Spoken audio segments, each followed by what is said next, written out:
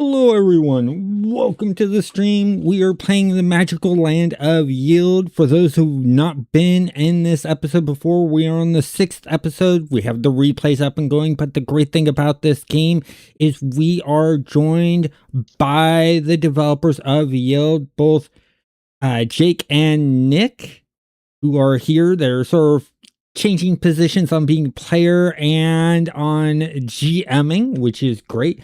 But we haven't done this for a while because, well, Jake and Nick have been very busy because during the summer, it's convention time. So they've been going to a lot of conventions and stuff like that. Since we haven't heard much from them, let's hear from how things have been going on with them. Starting off with Jake, how have things been going for you? Well, I've had a busy few weeks. I get this is kind of personal, but I'll go ahead and tell you since I hadn't had a chance to say it before. I've recently changed my name. I am now going by Story, and I have come out as trans. So that's a pretty big change for me. Yeah, that is a big change, and I can now see that. I was like, wait, why did the name change? Is he just sort of changing it display, or what's going on there? And if you wanted to say something, you could say something. I'm totally fine with your personal choices. If it makes you happy and you're not harming anyone else, I'm cool with it. Anyone else here who has a problem, guess what? You can go and leave now. Pure and simple is how I see it. So I will try to remember to call you Story from here on out. It takes me a while to adjust to name changes. I'm very bad with names. I understand that. I'm kind of the same way. Okay, good. I'm glad you got to understand the story. So now we got that. How have the conventions been going for you? We've been having a really nice time at various shows. We were at Between Two Cons, which was a small convention here in Portland a while back, and that was a really great experience. A lot of really nice people. So we've been having a good time, and we've been really getting Yeld out there and showing it to more. Excellent. So you're yielding it out there. I mean, as hard as we can.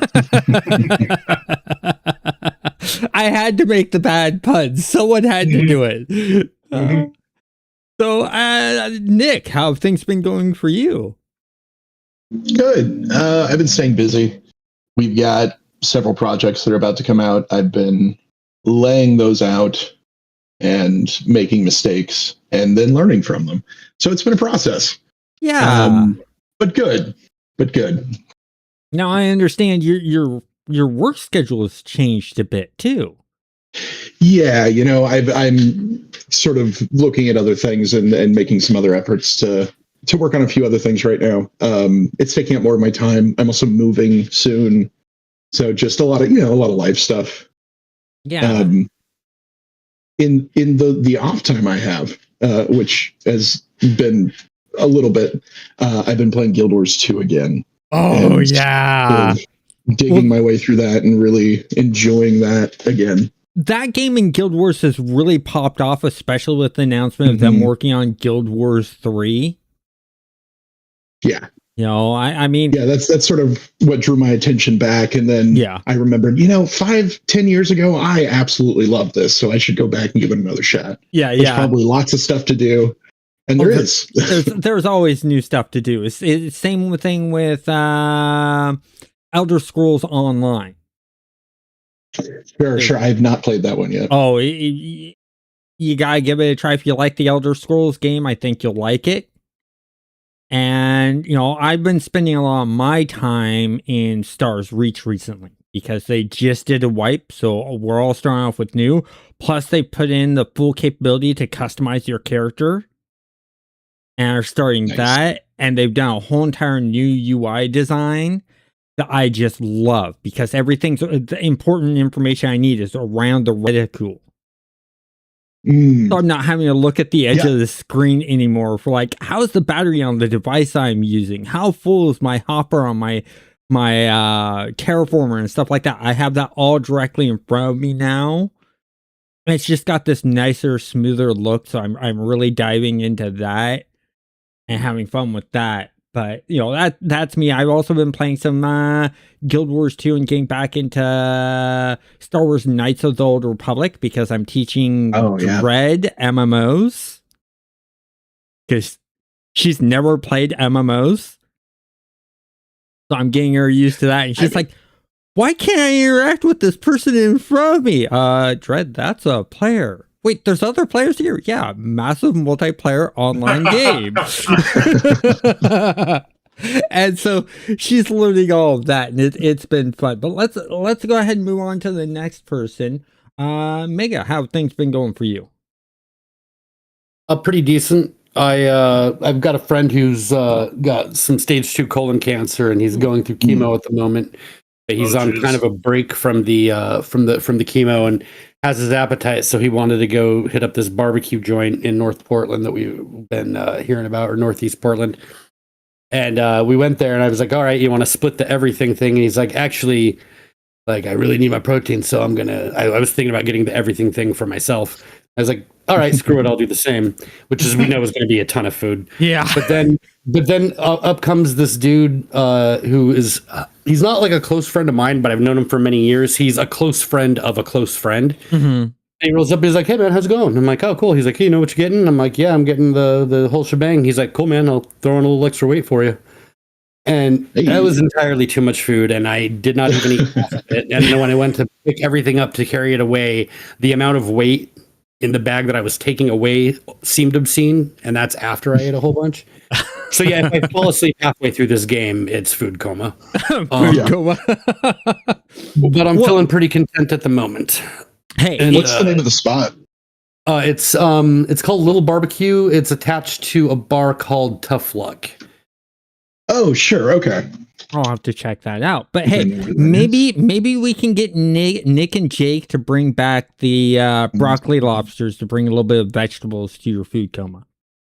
Hey, it did come with a Caesar salad, so my there you go. It's fine. But just as a reminder, roots are vegetable adjacent. Sorry, I said roots are just vegetable adjacent, which is what we're about to eat. Oh yeah. By the way, just as a reminder, I will not be available next Friday because 10-year anniversary with my girlfriend. So hey, congratulations. Yeah, congratulations. And from what I understand, we are not playing Yield next Friday because Nick, you're busy, right? I am.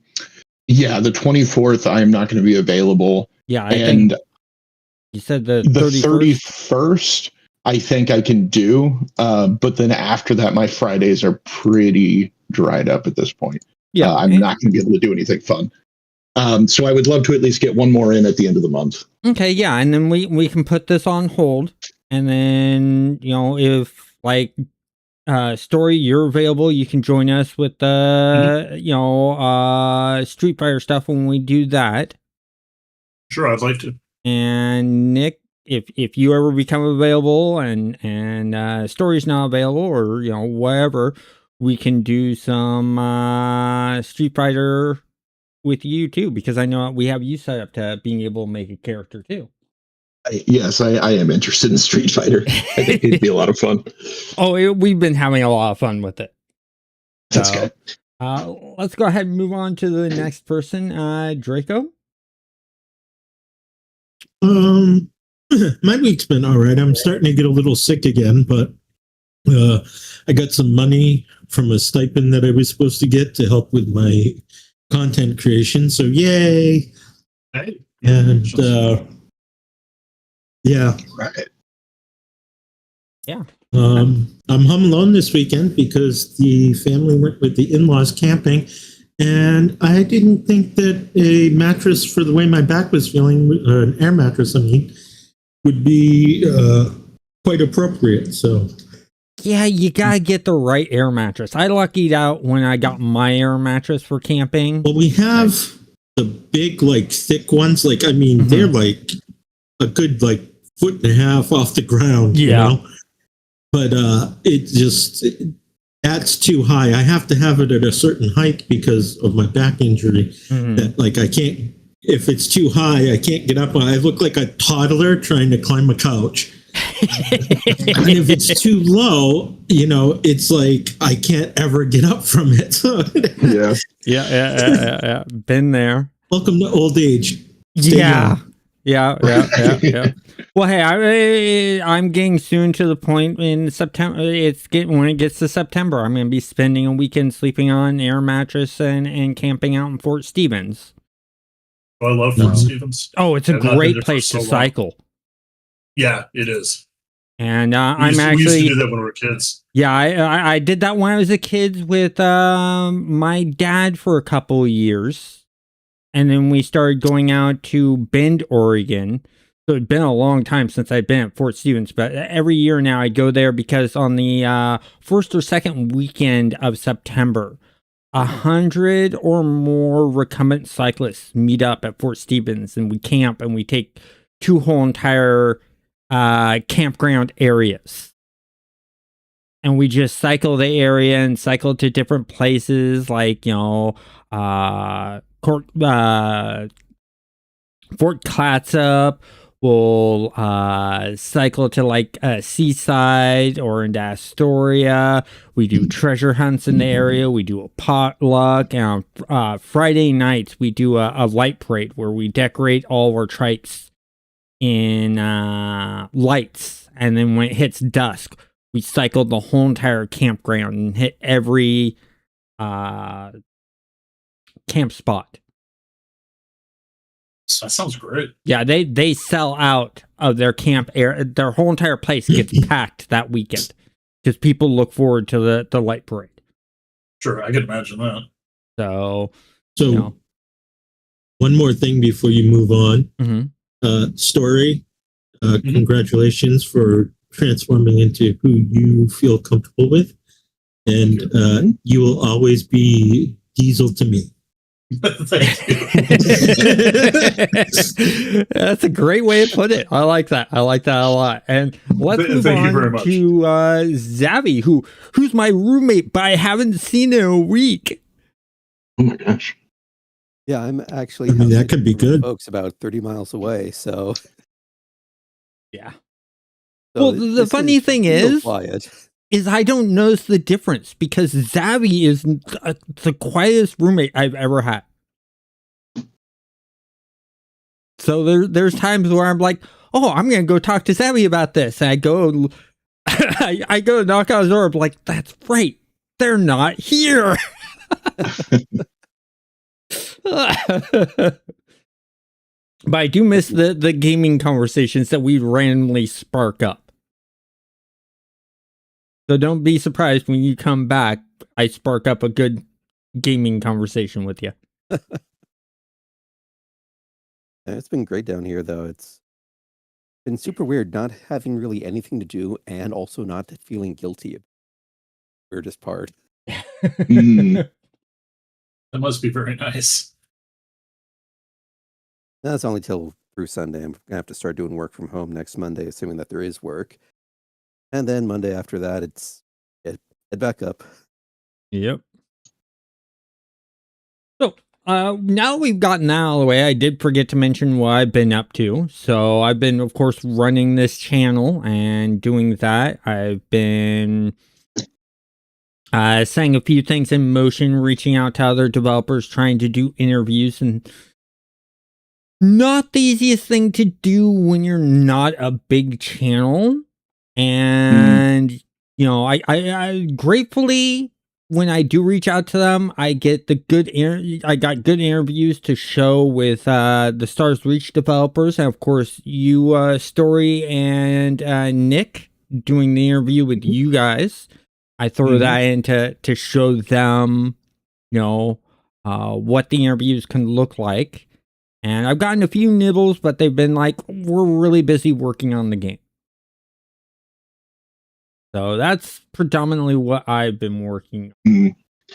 Yeah, that can be difficult. I mean, especially when your nose is to the grindstone, you kind of just filter everything out until the project's done.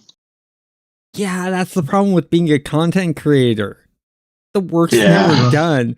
And sometimes it just sort of piles up on you like this last week. They Stars Reach surprised us with the wipe and the update. Well, they warned us that a wipe was coming. They said the next update will be a wipe, but they didn't tell us when.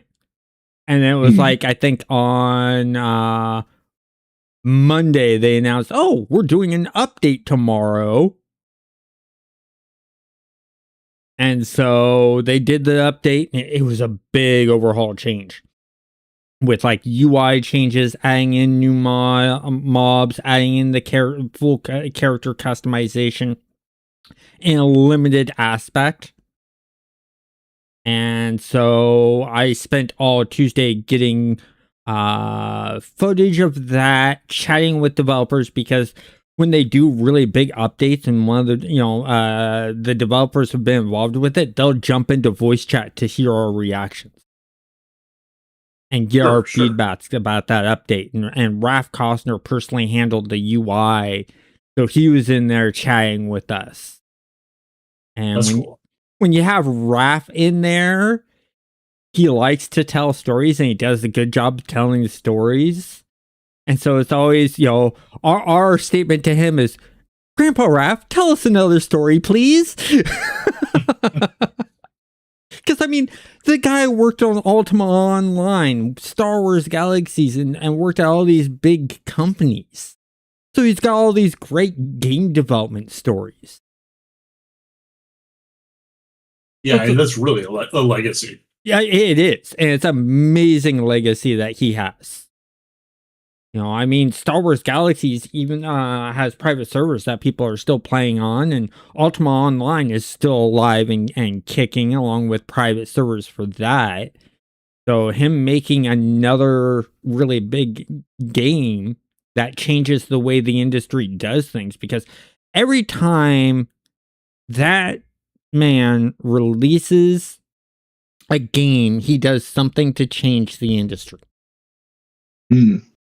With Ultima Online, it brought MMOs to the forefront, because there were things like Meridian 59, but they were niche and not that well known. Yeah, Ultima was a game changer. Ultima was a game changer, and he brought game-changing things to that. And then he did Star Wars Galaxies, where he made the decision of, let's let people be entertainers, dancers, doctors, non-combat related professions, and have them make meaning in an MMO world. And every developer told him he was crazy, and then come to find out 25% or more of the player base liked being entertainers and dancers and doctors and stuff like that, or was half of the player base. And he proved them wrong. And with this new Stars Reach, doing that same stuff, taking everything he learned over those years and then adding in terrain modification that sticks, that everyone sees and it never changes until someone else changes it, or the environment changes it, whether it be mobs or a giant asteroid landing down, which reminds me of when Zavi first jumped in the world and played it and went, oh, look, giant asteroid, and it landed and hit and almost...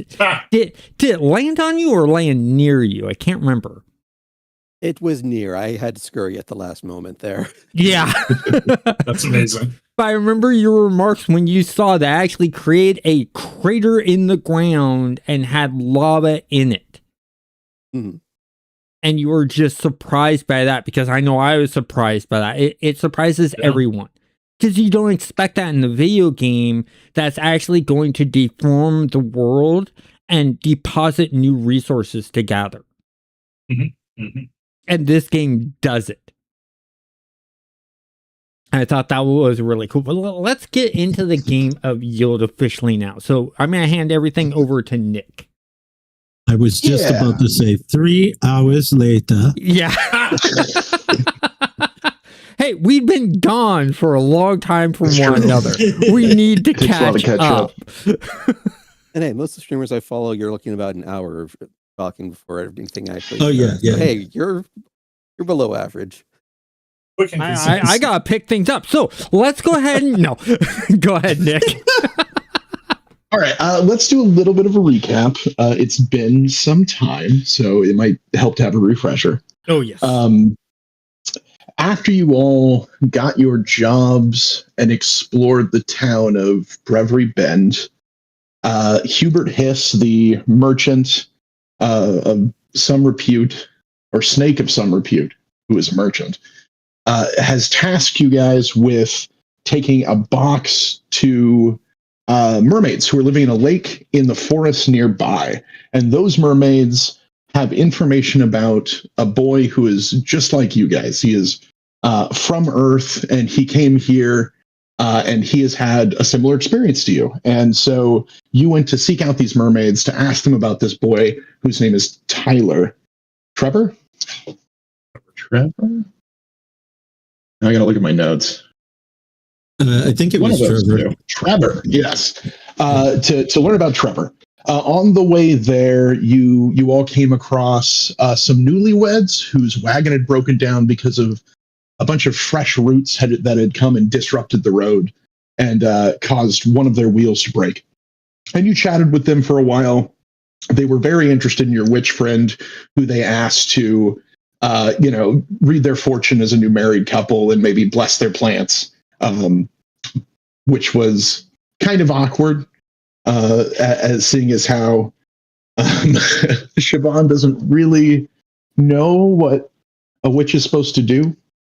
But once you got into the forest, you realized, or before you got into the forest, you met a strange man sitting at the campsite that you guys had camped with Hubert on your way into town. And you chatted with him for a while, and you found he was sick, it looked like. He had roots and leaves growing out of his mouth and his eyes, and you could see it on his skin as well. And he kept trying to feed you all cookies that seemed to have roots in them. And after a brief conversation with him that could have turned violent but didn't, you guys separated and walked away from the weird man, but were clearly rattled by the strange experience. Once you got into the forest, you realized that it was kind of dark and there were some animals, but there was kind of a fear in the air that you could feel. Eventually, some birds came up and chatted with Siobhan again.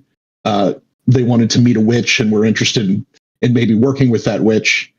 And they told you about a spider who lived nearby in a ravine, and he could lead you to an individual who might be the person you were looking for. And so you guys followed these birds to a ravine. You met an ancient spider that seems to be kind of the boss of the area in the forest, and he seemed irritated. He didn't really like that you guys were around. He seemed to complain about something about the roots of the trees, or something bad was happening in the area. But he backed down when he saw that Coda was a hunter in darkness, which is the job that Coda has. And he apologized, and he led you guys to a little lake that had the Sushi Kid. And the Sushi Kid is a little boy from the deep who you guys got to chat with. He was very nice. He offered you guys a meal. He told you that the mermaids who lived nearby in the lake, the ones you're going to see, were his aunties, and he was happy to take you there. And so he did. You guys got to the other lake. It was a little bit of a walk, and you found that there was a larger lake than the one he was at. In the middle of the lake, there was a little island with a house that was made out of several boats and 2 trees flanking it on either side, but no mermaids. And you guys wandered around trying to figure out what was going on. Eventually, you found that one of the mermaids was unconscious underwater, trapped under some rocks. And you pulled her out. You pulled her to safety.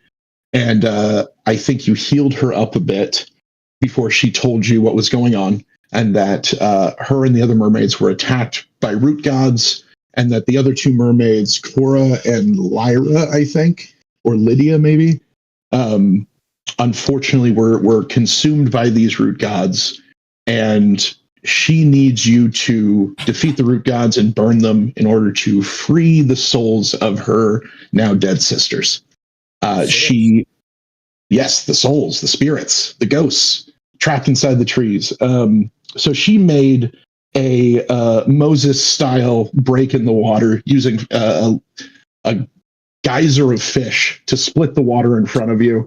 You all walked across the lake floor to the little island, and I think that's where we left off right there. Yes, because That it was sounds right like before we. That sounds like a lot. It was some. Okay. Let's see. I think we've got everybody but Kodo with us. Yeah, so I reached out and Ro is stepping away from Friday night games. They're wanting to spend more time with their family, so they will not be Lord. joining us anymore. Okay. Okay. Well, you guys are on the shore of this little island in the middle of the lake. You've come out of the fish geyser tunnel that was created, and as soon as you reach the shoreline, it sort of collapses back into the water, removing the path you took back. You can of course swim back, but it'll be more difficult.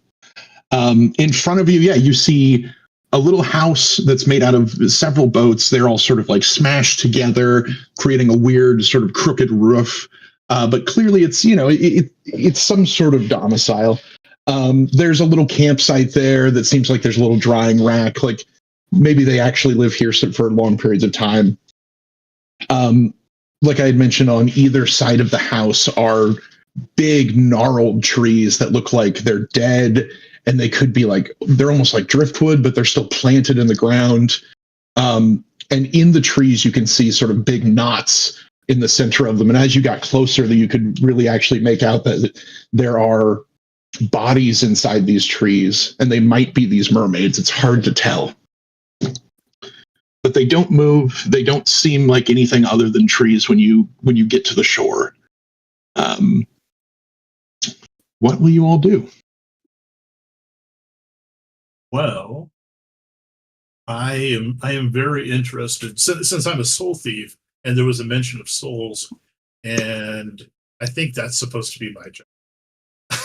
I am very interested in seeing about collecting these souls, so I'm going to walk kind of cautiously because I don't know who's around, but I'm going to walk up toward this boathouse and these trees to see if these really are like stuck in the trees or. Yeah, so I'm gonna join you on that because, well, I mean, me being a witch hunter, I'm all about hunting out evil magic and getting rid of it. Okay. Okay. Yeah. Come on. Yeah, All right. Yeah. Oh, go ahead. I was going to say Bart is joining as well. He's got his bow ready. Okay. Okay.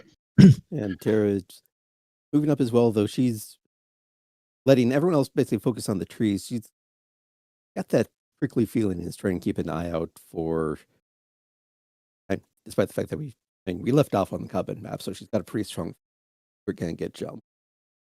Mm-hmm. Yeah, I'm with the rest of the group. Okay. I think Gator stays behind Tara. You see him sort of fiddling with the book he can't open, but is otherwise not useful right now. So, several of you walk up towards the door. You walk up cautiously. Again, the trees don't seem to move, but you just have this feeling like at any moment they're going to try and jump scare you. And as you get closer, they don't, and they don't.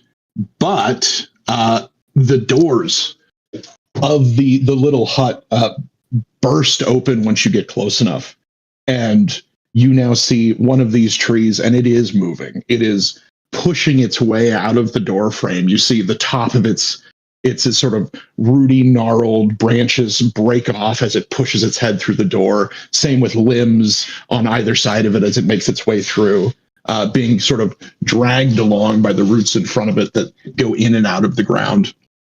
This one has a massive mouth at the bottom that you assume the others must have, but it's buried underground. Several red glowing eyes, massive teeth, and it just bellows out and screams at you.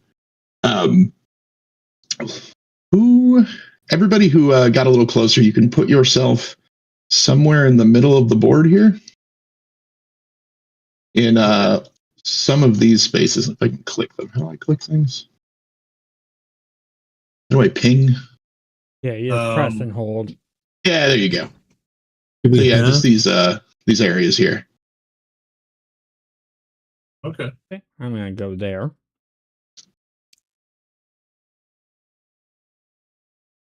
And everybody else can sit themselves on this back row.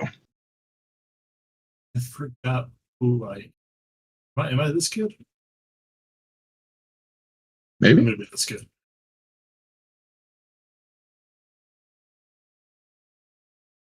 Sarah Okay. apparently got swallowed by her own shadow. Off and hide. Oh no. Excellent. That's smarter. Murderist. Okay. Oh, these trees. Yeah, you see. These. Oh, I was going to say something dumb, but go ahead. Yeah, so you see he bellows out a roar, and then he says, "We are still hungry. Feed us." He's going to start a fight with you. No time for chat. So we're going to start a fight because he announced it. He's going to take the first turn, but that doesn't mean someone can't say "excuse me" and try to interrupt. I am gonna say like, excuse me and interrupt. well, now's the time to do it. Okay. So as this Is thing it sort now? of pushes its way out, you try and take the chance to react. Let me see what kind of dice he's going to roll. He's got, which color is this? This is blue.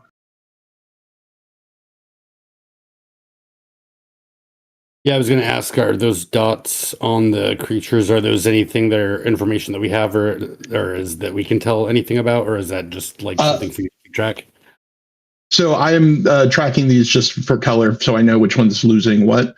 These other guys that are in front of them, these little tokens, are connected to the tree that they match the color of. Okay. And we'll talk about those in a minute. Okay, so I need to roll some dice here. So he is going to roll. That's an excellent roll.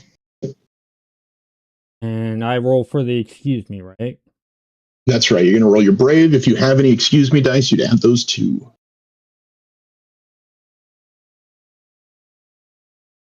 Not many dice. Yeah. Feel like I'm being cheated here. Need to find the special dice list. Don't forget to add your weapon dice if you have any. So. Oh yeah. Oh, I'm sorry. He rolls 3 dice. I did not take stubborn. I took a different die. So I rolled an 8. That's a much worse roll. Nothing that gives me Extra brave. extra brave. I have something that gives me break and strength, but nothing for brave. Yeah. Yeah, you'll need a dagger to help you with brave. But hey, All right. I'll take it. Yeah, you see this thing push forward, and it's clearly its intentions are not good, and you act faster. So go ahead and take your turn. Okay. You know that there's the one in the middle, but you can assume the other 2 are also dangerous, but they have not moved yet. So what I'm going to And do... let me actually just pull these off the board first. So I'm going to go for the one that is actually talking and attacking because it seems more of the threat. All right. Yeah, that's your middle one there. So, yep. And so what I'm going to do is I am going to do a charge attack. All right. And...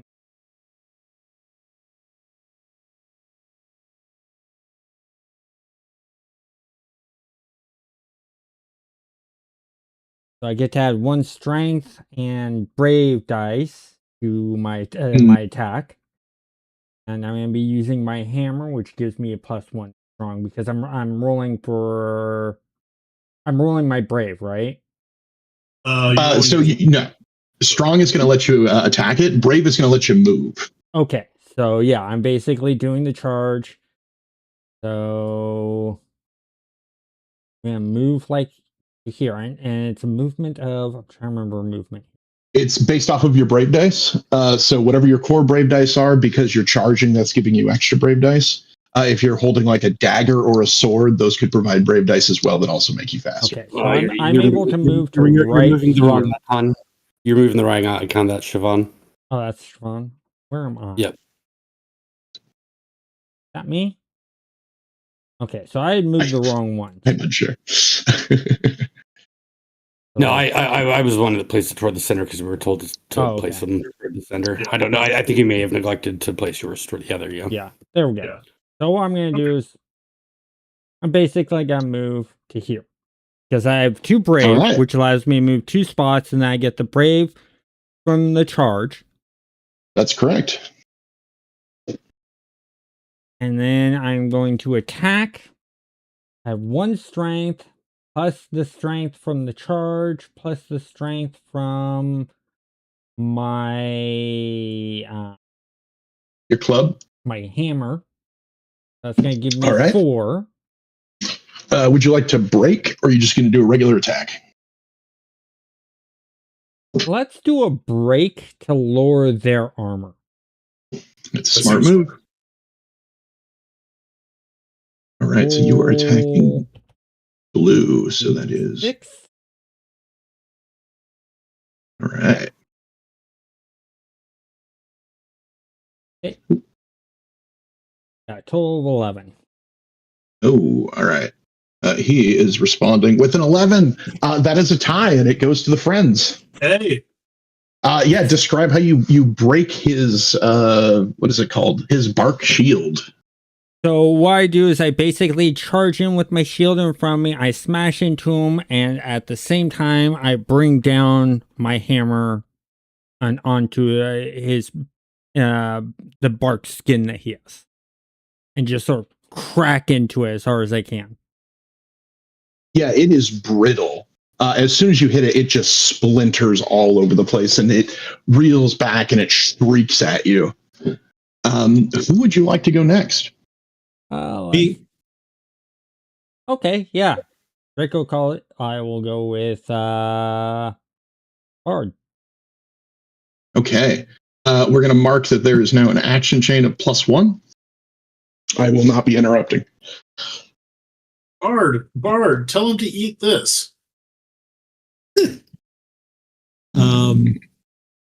So I have a movement of 3, but would you consider the one that he just smacked like in my line of sight already? I don't remember if that's how that works. Story. I mean, you can draw a straight line from one corner of your thing to the same corner as his without it being interrupted. So I think that's fine. Yeah. Okay, I just wanted to make sure. So as soon as I see some of the bark come off, I'm going to try and pinpoint that area, and I'm going to take my bow, and I'm also, instead of adding snipe to it though, I'm going to add my fight dirty. Ooh, okay. Just as a note, do you have your sheep with you? I do actually, yes. I put them on the board. I don't know what you want we need me to use as a token. I mean, I could use the Coda token, but that would confuse everyone.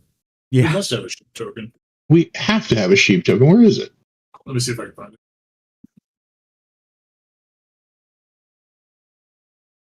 it. Sheep. We have a pretty good snake.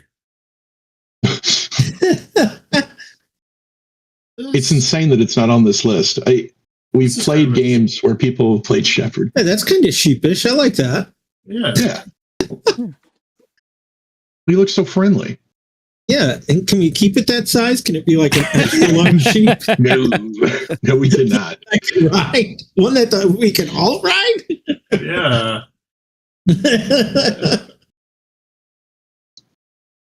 Yeah. All right. So you're making a fight dirty attack then? Yes, I am doing fight dirty.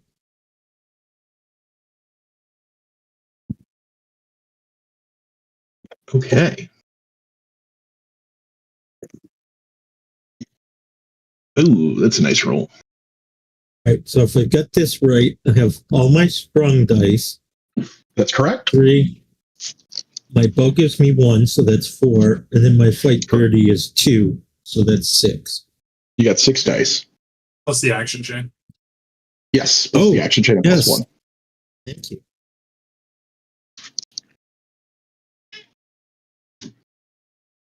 Hey, that's a good roll. That's a really good roll. Yeah. All right. So with fight dirty, you are removing smart and Yeah, 1 smart and 1 strength. Or 1 strong. Right. Sorry. One of those. And he's real dumb now. All right. Go ahead and describe how you knock down his smart to 0. He still has strong dice left, though. So, yeah, as soon as that all flakes off and DJ just kind of pulls the hammer away from his hit, I'm like, I'm next. And I take the shot right into that, like, now exposed area.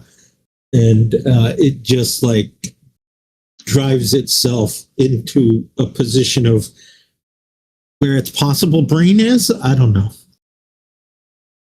Yeah, you get an idea. You're like, it's probably past some of these eyes.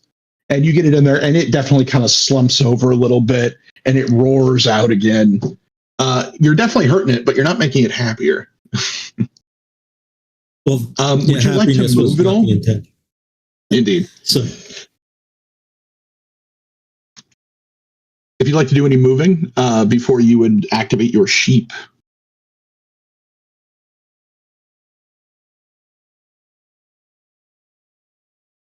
I have 3 brave dice. So to move 1, 2. I'm just going to do 2. I'm going to get a little closer. All right.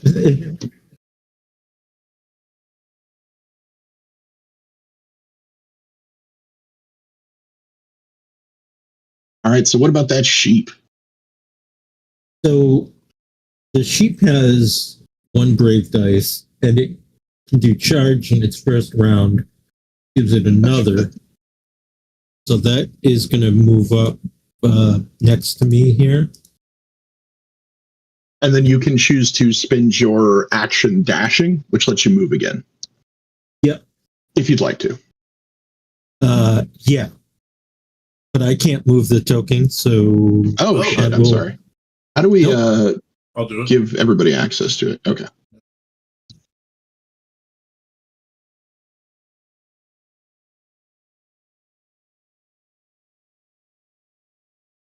I will figure it out. Sure. So you want to go up 2, and then... It's going to come over here in front of me to get... If it has to go up and distract that one or whatever. Yes, wall of fluff. Yeah. All right. Well, I don't know with the picture. I'd say wall of bones, but right. Yeah. Soft. You've got that unique skin, that pre-order skin. Yeah. For your sheep. All right. It came with the collector's edition. Yeah. So who would you like to go next? All right, you should have controlled it.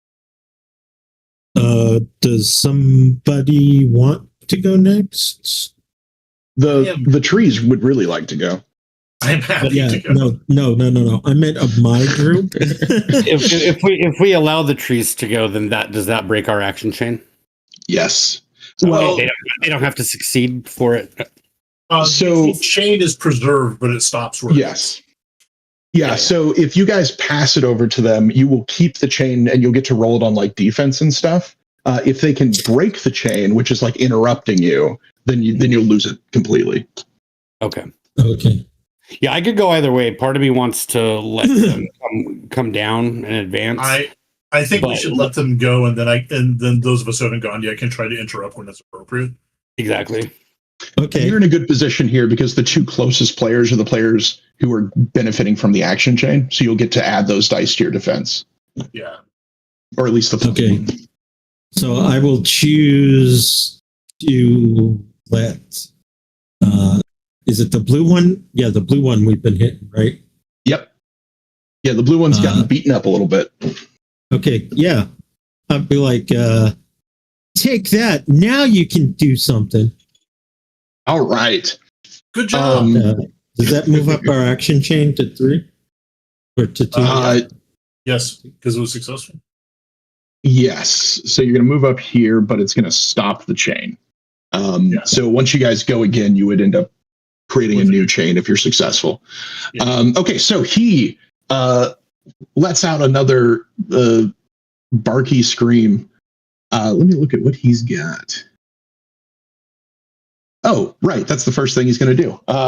So he wanders up, lumbers by just a little bit, and then he, from underneath him, you see roots going down into the ground, and then from the ground, he rips out what looks to be a very humanoid-looking person with just roots covering all over them. They're kind of like root puppets, and you don't think this person is necessarily aware of what's happening, but they do seem to be alive, unlike the people inside the tree.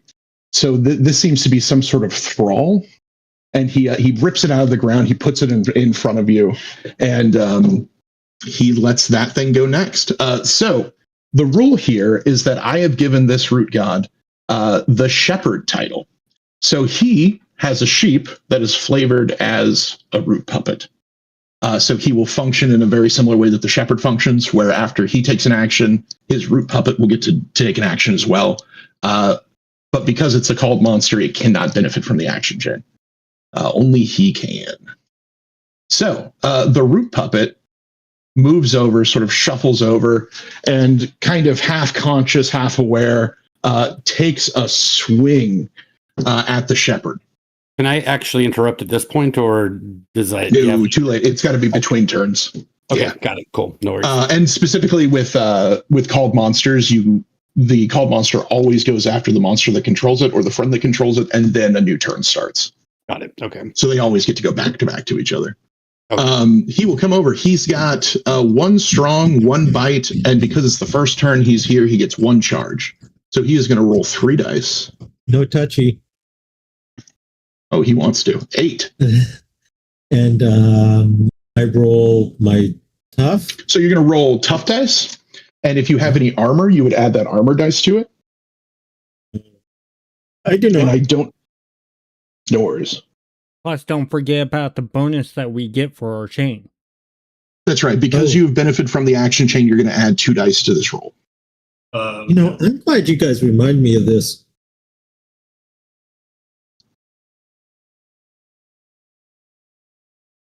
I have 2 tough, and we have a +2, so that's 4. Hey, there you go. I said no touchy. Yeah, it tries to sort of. You see that the puppet sort of gets slammed into you, and it sort of falls to the ground and kind of crumbles around you. The person that is the puppet kind of groans a little bit. And for a second, when you notice that it sort of hits the ground, the eyes kind of roll back up, and there's almost this moment of like it's aware of what's happening, and he gets a little shocked, and then he kind of rolls back into being sort of just a weird puppet thing. So there's somebody inside there. He is finished, and he wants to choose his green buddy to go next. Does anybody want to interrupt? Excuse me, says Diesel. All right. The Guys, green guy there's something inside the puppets. It's going to be my knife in a sec. All right. He rolled 2 brave dice. There's no way to go 2. There we go. Okay. Did you see that? I accidentally rolled 2. And I got. And then you rolled a bunch of 2s. And yeah. Okay. All right. All right. So the action. Nobody. No, go ahead. Or the action chain does not reset yet, does it? Hold on. Let me read that. I don't remember if it resets at the beginning of your action. Okay. Not yet, but I won't benefit from it. Right. Let me. Because that action chain has now ended, and I was not part of it. I step forward and I say, "Hey, nobody tries."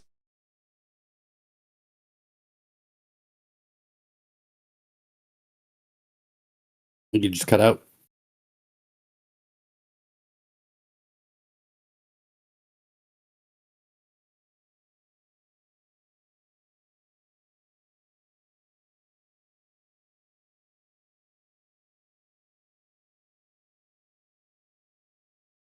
Nick, Jake, are you able to hear us? We're unable to hear. I haven't heard from you guys.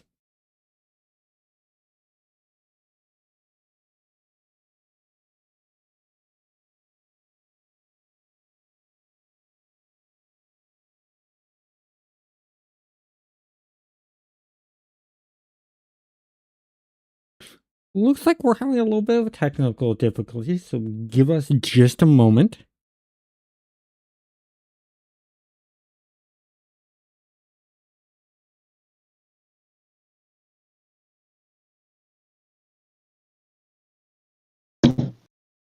I heard something from Nick's mic. So I'm hearing And there was much rejoicing. the soundboard. Is that better? There we go. Now That we was hear crazy. you. That was weird. That was very odd. I don't know. It was Discord. Yeah, it must have been. I'm sorry. What did you say, Story? I missed that. All right. I said nobody messes with my brother, Bart. Indeed. And I lunged forward into the root puppet with my sword. And I rolled it. Okay. That's a lot. This I'm very excited. puppet has two tough dice. 9. Yeah. You stabbed that puppet. How does that go? All right. I think this is a killing blow. The pirates told me I'm supposed to kill people, so I'm going to give it a go. So I'm lunging my sword right into like its stomach area, because that's where the heart is, I think. And I'm going to push it all the way in and sink it all the way in, which is very squishy, I think. Yeah. Yeah, very squishy compared to the bark. This is definitely a person you've stabbed. And when you do, again, their eyes sort of light up in recognition, and they look at you very puzzled when you do this. They are alive. You see that, like, as you stab through, the roots kind of curl around the sword a bit, as if they're trying to close up the wound. Okay. But yeah, they are down to 1 tough die. All right. Now, unfortunately, this has broken our previous action chain, but it's started a new one. Potentially. Potentially. And I am going to pass over to Siobhan.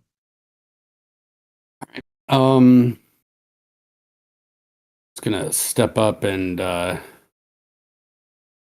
to give a whack to the tree dude. I can attack diagonally, right? Yes. Yep. Okay. So I'm just gonna give him a whack with my so strong. Oh shit! I forgot I only had 1 strong die, but I do have 1 from my broom as well. So I'm gonna. You'll get the action chain bonus too. Yep. So here's 3 something dice. I want to mention, because you are a witch. So these root gods have a special die called Cold-Hearted. Cold-Hearted is adding to all armor rolls they make until they are on fire. Yeah, if I connected with this, I was gonna unleash the sunburn curse. That's a good option. Each of these root gods have this. Okay. Cool. All right, so here's for my initial attack. It could have been better. Okay. Not terrible. This guy has lost his armor, so he's just coming in with 3 tough, 1 cold-hearted. 17. Damn, that's a good roll. Yeah, it is. All right. Yeah, you come in for the attack. Did you add your action chain? Yeah, because I only had 1 from the weapon and 1 That makes sense. strong. Yeah. Okay.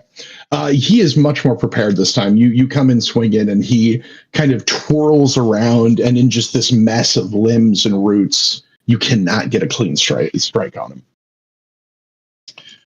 If you have any movement left that you'd like to use. Oh, cool. I didn't remember that I could do Yeah, that. you can always move before or after, and you can split that movement however you want. Okay. Yeah, I'm gonna take 2 steps back because I do have a total of 3 brave. Mm-hmm. Let everyone else get whipped on. Yeah. So I think Tara's off the board. Yeah. Righty.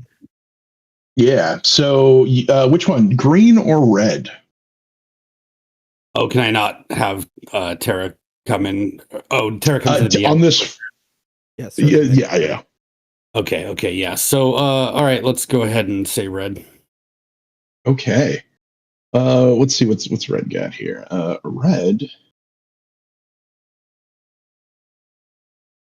Red is similar to his blue buddy. Red stops over here. He's going to move. Can you move that far? Yes. He's going to stomp over here. He is going to drop his root puppet between all of you as his action. That root puppet is going to activate. Very similar situation. It's clearly a king's person who's been taken over. And he is going to strike at... let's do some sheep on sheep violence. I got 3 dice. Not fluffy. I was going to say this is getting a little sheepish. Yeah. So that's a 14. Bad see. Okay. Your sheep's got 2 tough dice normally. Yeah. You can certainly put some armor on him when you get some. Okay, but they don't benefit, you said, from the action chain, or someone said? No, They don't. no, and the action chain would be broken because Siobhan failed. I'll put it back. Oh, okay.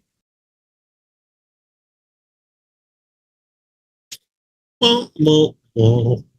All right. Yeah, you see the puppet is just brutally smashed into the sheep several times, and both of them make, retaliatory noises at each other. And that's 1 tough die off the sheep. No! Fluffy! The red root god chooses green root god to go. He didn't take an action that was a successful roll, so there's no action chain here created for them. But green root god's a little different. Green root god's going to stay where... green root god's going to hunker into the corner. Yeah, you see this one pulls itself out of the ground and then kind of moves over to the edge of the island.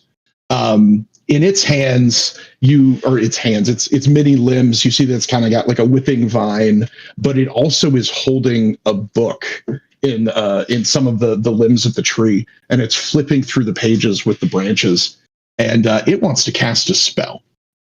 It would like to cast a spell on, the witch hunter, because the witch hunter's right there, and because the witch hunter is the closest target, he doesn't have a choice. So let's see.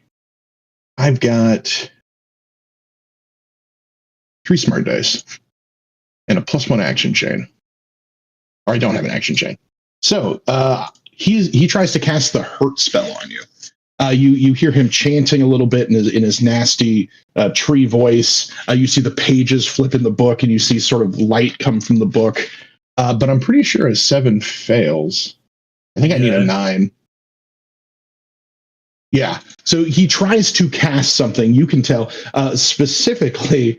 DJ can tell that magic is about to happen, and then right before you're ready to sort of handle it, it fizzles out. That is the end of the round. So next round. So would Tara like to join now or continue to watch? Tara is kind of pops up out of nowhere right here, actually. All right. Kill that sheep. Not the We are back up to the top. That is our that would be the guy who started the fight, who is our that's right. blue root god. If you'd like to interrupt him again, you certainly can. Let me try to interrupt you this time. Okay. All right. I am full of fury, and I'm going to say, hey, excuse me. Well, that's a 12. That 12 is nothing compared to my 10. Oops. I love how it's like that is compared to nothing and then so deflated. Diesel is very confused about what happened and isn't able to stop. All right, yeah, the root god it acts too fast. It is spinning around as it did before when it was avoiding Siobhan's attacks, and it is continuing to spin, and it is just too much to get in there and interrupt. So it is going to. I think it's just going to smack somebody. Most certainly. All right, so 2, 3. It's only getting 3 dice. It has lost a die from Fight Dirty. It's going to go ahead and swing on to the Soul Thief. Okay. You see, as it's spinning, one of the roots pulls what looks to be like an old rusted sword out, and it swings it at you. Hey, that's a sword. Mm-hmm. All right. I am going to use my Daredevil special die, which allows me to roll my Brave dice instead of a Tough die. So I have 3 Brave dice plus the Daredevil die. So I got a 21. Hey.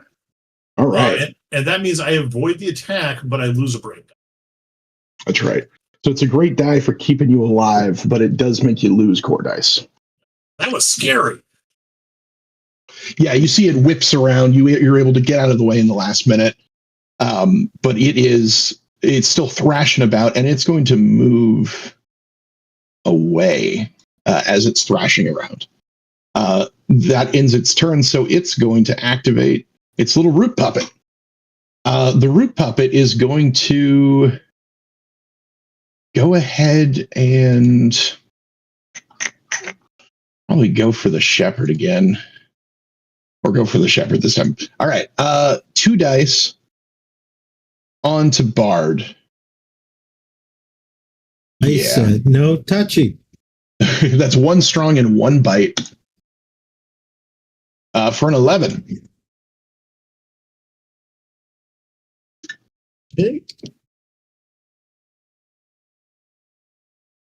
Ouchie. Oh, yeah. He comes in. You see that the thing just smashes its face into your shoulder, and it bites down just by accident in the process. So you're going to lose a tough die, but because this thing attacked you with bite dice, when you attack it, you get to roll an extra die. The blue root god would like to choose the green root god to go, unless somebody wants to interrupt. All right. Green root god is going to roll. What has he got? 2. Oh, he is not very brave because he's smart instead. 7. All right, and does this count as a challenge that I can use task magic? No. Task Majesty is going to help you outside of fights. All right. In this case, you're just rolling brave. And if you have, excuse me. I do not. 6. Okay. Hey, It still works. Okay. Yeah, good job. Yeah, no action chain for them. You see that the one in the corner, it looks like he wants to cast a spell again, but you are able to act right in time. What is the plan? The plan is I'm going to call an escape goat to come in right here. All right. Everybody loves the escape goat. That is Arch. Something to be aware of. This spell doesn't have a target because you're calling a monster. But when you cast a spell that has a target, if the witch hunter is the closest target you could possibly cast a spell on, you have to cast the spell on them. Mm. That's part of being a witch hunter. So if you want to try and heal, for example, somebody on the other side of the board, you need to get away from DJ before you can do that. Okay. Been a little while on it here. The I know about that also only applies out of combat. Can't use Yeah, two. yeah. In this situation, you're just going to be rolling your smart dice. If you happen to have special dice that help with casting in certain ways, I don't know if you do, but it doesn't look like you need it. Pretty sure it's what, a 15? 12 for the goat. All right, Hey. let's get you a goat. There should be a goat in there. You know how important sheep and goat are. We definitely have tokens for these. Oh, well, I found a sheep. Oh. Yay! Fluffy. Oh, that's right. That was Wooly. Yeah, from our other game. There's probably a goat in here. This wolf is goat shaped. Here's a goat. Oh, never mind. Here's the goat. Hey, there he is. All right, so let's put that escape goat on the board. The scapegoat has an absolutely excellent profile. You'll see that he has a lot of plus X's there, and X is based off of your rank as just a refresher. So all those would be 1. There you go. You can place them wherever you want. Yeah, you can place them up to 3 spaces away. All right. Smart. The goat is there, and then as Kara decides to get some distance from it there, he's yelling back over shoulder at the goat of, get that book. That's a good idea. My run. We'll put it there. And because your spell is successful, that does increase the action chip. All right. What's that goat going to do?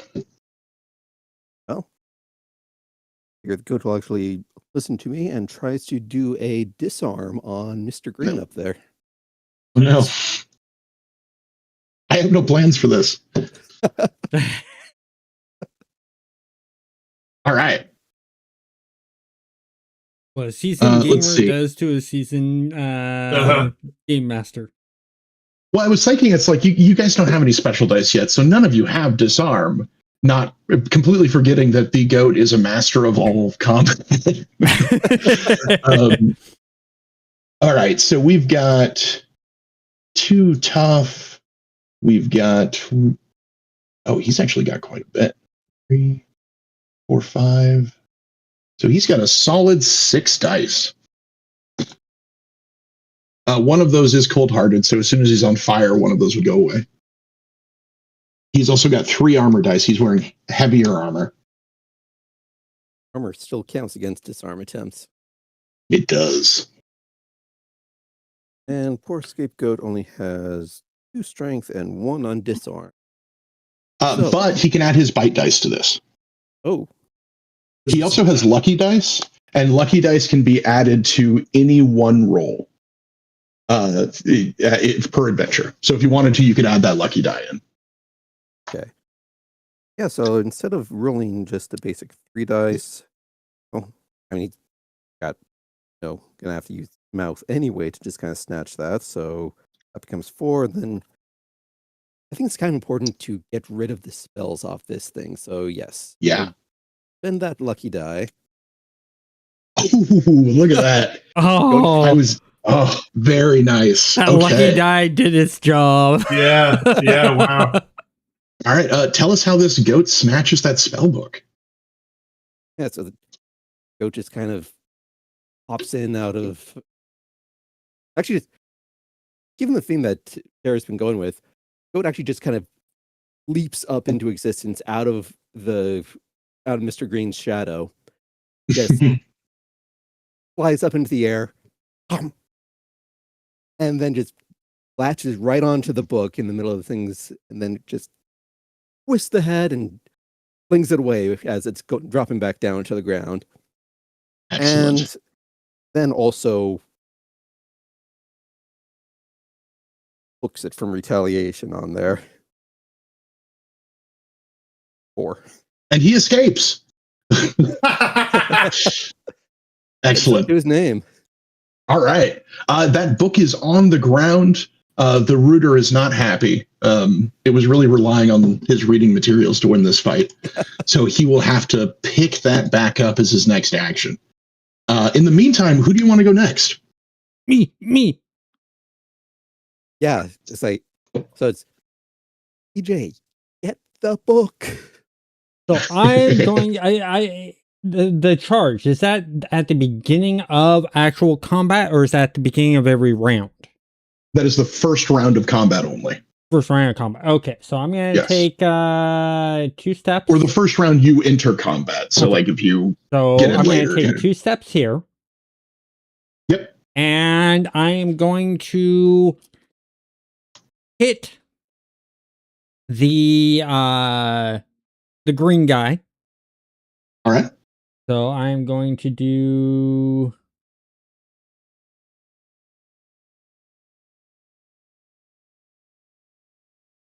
I'm gonna do a hit with the hammer and my shield at the same time. And so that's gonna save. Strong for attacking. Yep. So it's strong, and then the break. +1, so that's roll. There is an action chain, yeah. Yep, that's where I'm getting the +1. Excellent.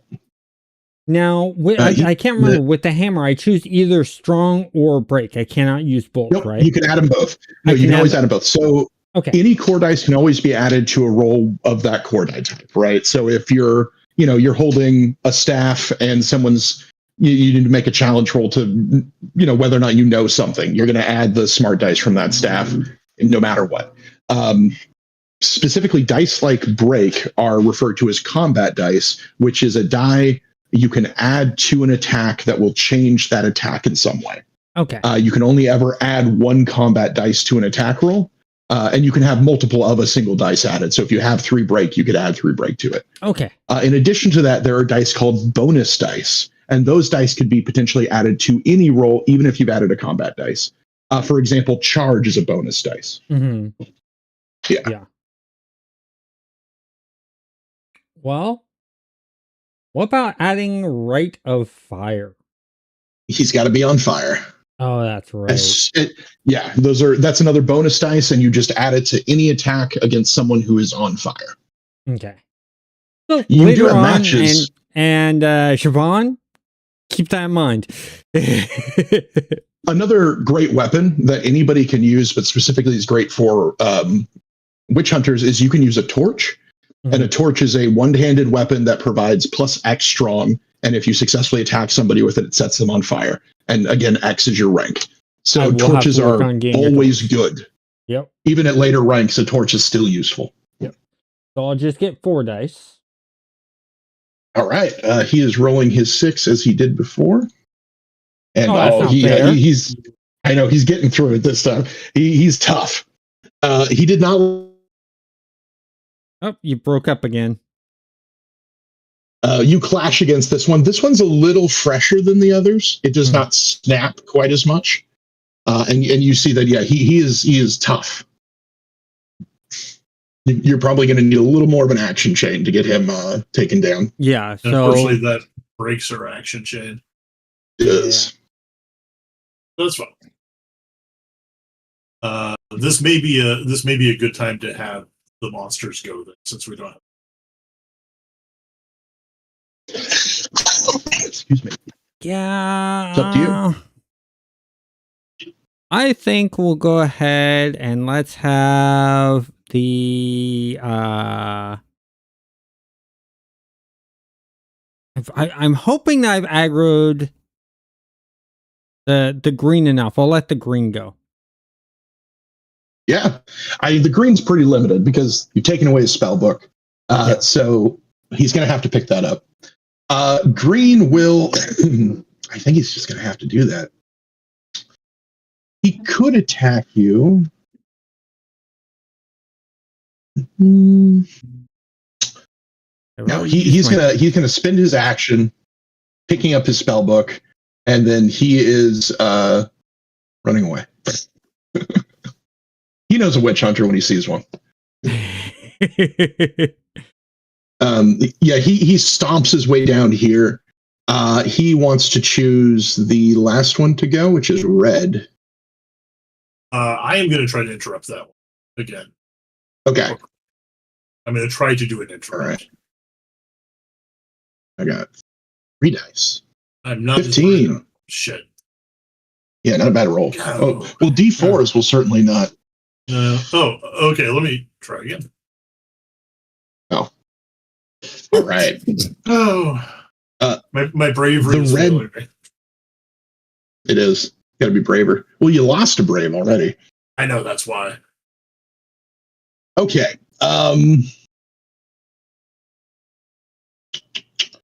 Red is going to stomp over. It sees that you've been picking on its friend, and it's come for your lunch money. So let's see. 2 strong. 1 because he's got a club.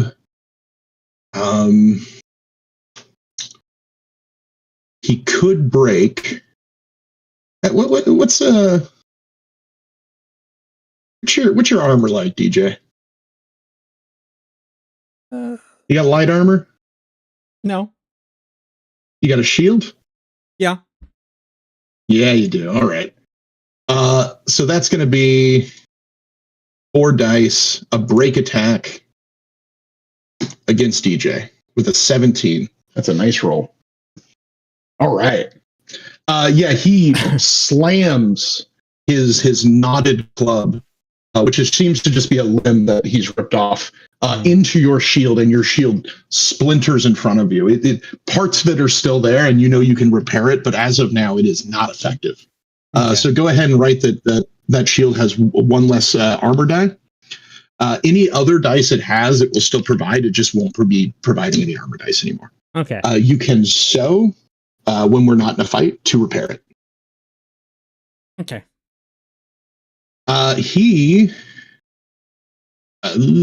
That's everybody, I think, for them. Oh, his root puppet. The root puppet is going to, now that you've been weakened, march his way up, and he is going to take a swing at you. Okay. With his 1 bite, 1 strong, for a total of 8.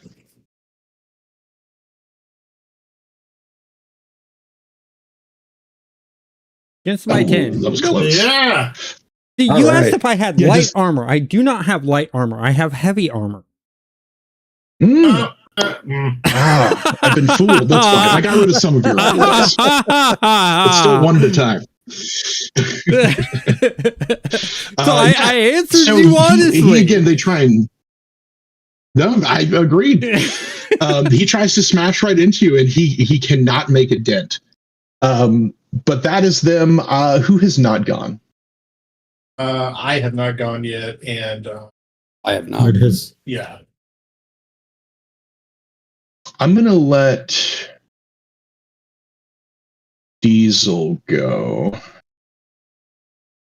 Diesel always goes before me. Yeah, that's Diesel's job you know, is to make an action chain. Yeah. Diesel's very. And if we're okay with it at the end of this round, we should go ahead and take our 10-minute break. Yeah, I'm all for that. All right. Diesel is furious that he couldn't kill this puppet in front of him last time and steal its soul. So he's going to stab at her. And get an 11. Okay. He can't beat that. Nice. Okay.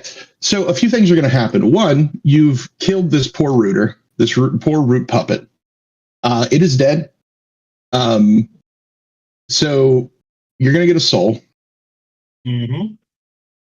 How does that go for you? What is soul thieving like for you?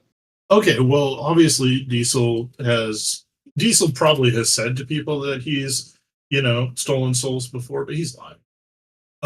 So this is a new experience. But as he pulls out his sword, this kind of ghostly vapor comes out of the wound and gets sucked into Diesel's mouth and his eye sockets like a vacuum cleaner.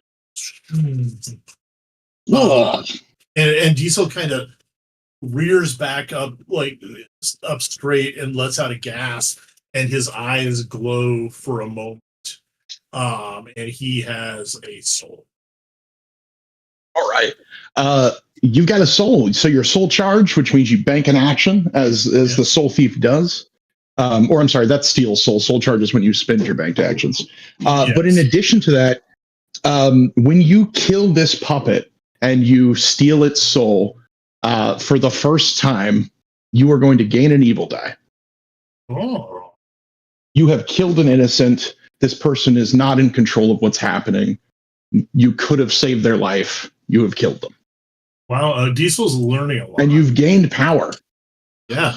Killing is evil, but it makes you powerful. All right. Do you want to do any moving, and would you like to spend that banked action you just got? Yeah. Diesel's on a roll. He has 3 brave, so he's going to can't do that. He is going to Say move. leave that spot open. Okay. In that case, I'm going to move after the. And Cool. I am going to let me look at my options. I have a banked action to spend. Right? When I use my banked action, I can use one of my special soul thieves.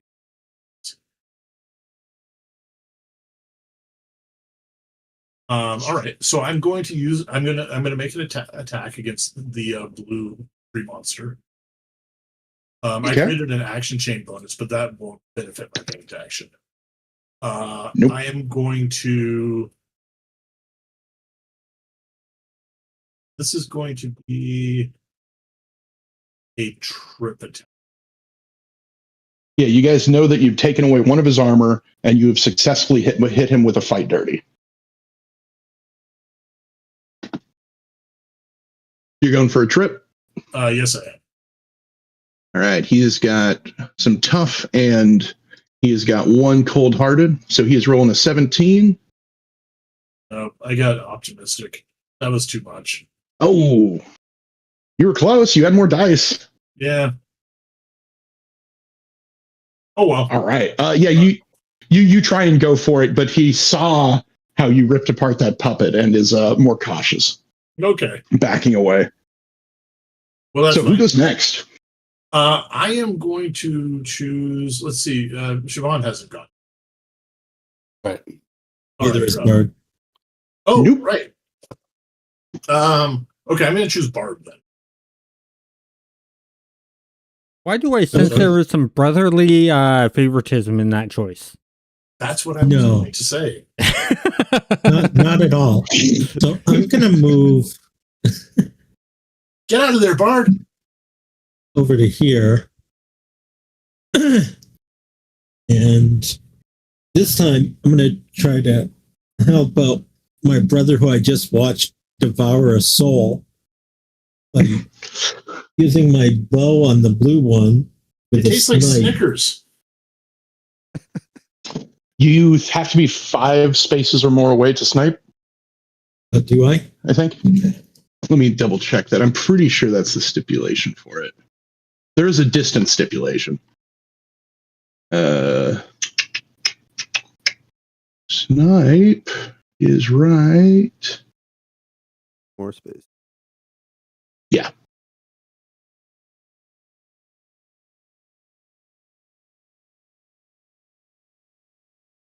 Which you should be able to do.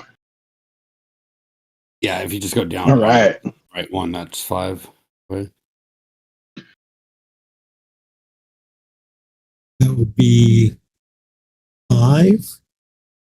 Question mark? It's more than that if you don't count diagonals. Which one are you shooting at? The green one? I wanted to shoot at the blue one. Oh yeah, that's plenty. So yeah, I will use my snipe. That's going to be. I think he's still rolling his 4 dice. 13.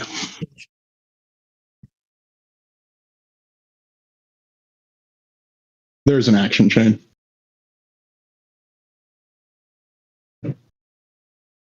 Oh, my nice. God. Yeah. Nice shot. A successful snipe. Indeed. All right, tell us how it goes.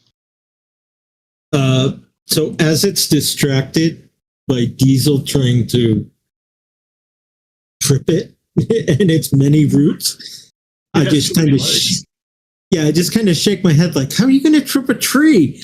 And then I just like, don't tell me what to do. In that exposed spot again, just another arrow. Almost trying to do the Robin Hood thing, but just hitting like right next to it. Not splitting the first arrow, but. All right. You're not my supervisor. Not my supervisor. All right, you done your move, you done your action. You, I think, are ready to pass it off. Sheep. No, my sheep. Hello. Oh, that's right. You got your sheep. I'm sorry. I was getting ahead of myself. That action chain is going up though. Okay, so the sheep is going to. I think the sheep is going to bite at the red one because the red one had its puppet attack it. So it's going to be 2. He's rolling a lot of dice. He gets a nice 5 dice. He could get a nice 5 ones. That's true. Absolutely. Anything could happen. Or I could have gotten a 12. I mean, that's pretty good. Yeah. All right. Yeah, that sheep tries his best. He's going to need a little bit more training, you know? Maybe sharpen up the teeth a little. Yeah, give him a gun. He's doing what sheep do. A bad job. Oh, God. I had to. Yeah, Siobhan, your turn. That might be. You That get might evil be. dice for that. That might be some racism against sheep. That might be. All right, Siobhan's coming in with 2 action chain bonus. So I think you're in a good position here to get your attack off. Yeah, I forgot that you could add strong and break, so I'm whipping out my rod to do that. So I'm going to be rolling 5 dice. All right. Yeah. Going against Blue. Blue is over here with his 4. And I don't think Tara's going to. 17. No, went over at the start of the turn. Yeah. Oh. All right. That's Okay, another. Yeah, that's another break. Sorry. And I'm also using the sunburn curse to set him on fire. Nice. All right. So you have shattered what armor he has left. You have lit him on fire. Describe that for us. Yeah, I just run up with my rod and scream some gibberish while I just like bring it down on like some of the remaining bark, and then it just sparks off. And so does it immediately catch him on fire? I saw something in the rule that was something about them having to roll a 6. Yeah, when you hit him and you make that contact, you feel that magic. Okay. Yeah, and so basically it just, at the point of contact, it just sends out a spark that catches on to to some of the remaining bark. And so at the beginning of each one of his turns, he's going to roll a die. Okay. Yeah. Cool. And then I'm going to take 1 step back. All right. No, actually, scratch that. I would rather step sideways instead of back. Sure. Hey, is that the end of the round for us? I believe so. Yeah, I think everyone's gone. Perfect. 7:30. Yep. So let's All go right. ahead Well, and, let's take our break then. Yeah, let's take a 10-minute break. We'll be back at 7:40. Okay. All right. See you guys then. Perfect.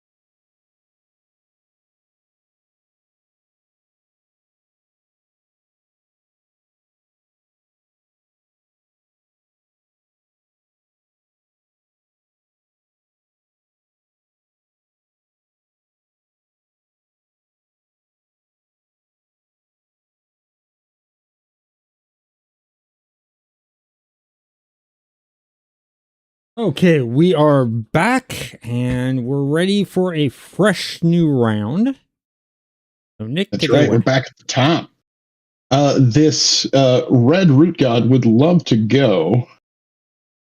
I would kind of like to Or I'm sorry, is interrupt. it blue root god? It's blue root god who should be going. He would like to go. I would like to, but Go ahead. like to interrupt again with another excuse because we've got some work to do here to prep things up for the rest of this turn. That's right. All right. Go ahead and roll that brave. I got a 10. Oh, I'd actually get a chance to go here. Oh, no, that was 2d12. I did 2d6. I knew there was a 12 involved. I was going to say, those are funny looking sixes. Just about. Real close, but he is going to get to go this time. What does he want to do? He's lost his puppet. Also on fire. Oh, yeah, let's roll his fire. He might not get to take an action at all. Yeah, so you see that as he tries to act, the fire continues to burn around him. He struggles and flails, and he is going to lose the action part of his turn because he rolled a 6. That is great. He is going to move, though. He does get to move, and he wants to go join his buddies over in this direction. Wait, he wants to get closer to the witch hunter? I mean, yes, he's got to fight. He's got to. We're going to bully the witch hunter into the corner, and that's the plan. That's all he can do. He wants to choose green to go next. Excuse me. Okay. Diesel says as aggressive as possible. But He's rolls a got- 5. Well, I'm going to roll a 6. I'll take it. Okay. Once again, Quick the question. green root god. Yes. Yeah. Can only one person do an excuse? Or Yes. can... Okay. Yeah, well, one at a time. He's going to try and cast the spell again. That's what he wants to do. But before that, he's going to move 1, 2. So he's farther from the witch hunter. And casting on the white mage is a mistake because the white mage has more smart dice. Go for it. So let's cast on the shepherd.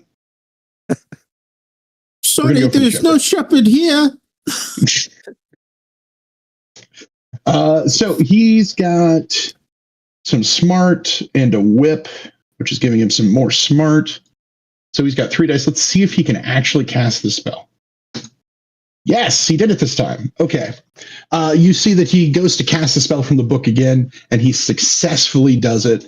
He is targeting the shepherd. The shepherd now needs to resist. So you're going to roll any smart dice you have, in addition to any black magic protection dice you might have, or mage-proof dice. I don't know if you happen to have either of those.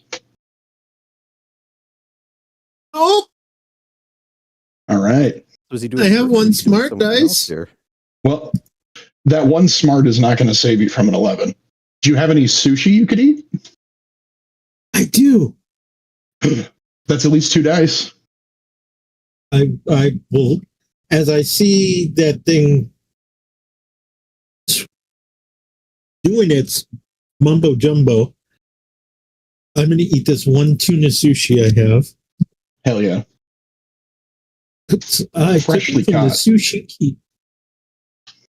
Your last meal. That's me. Hey. Don't go there. I like Bard. Bard, eat that sushi fast. Oh, close. Oh, So close.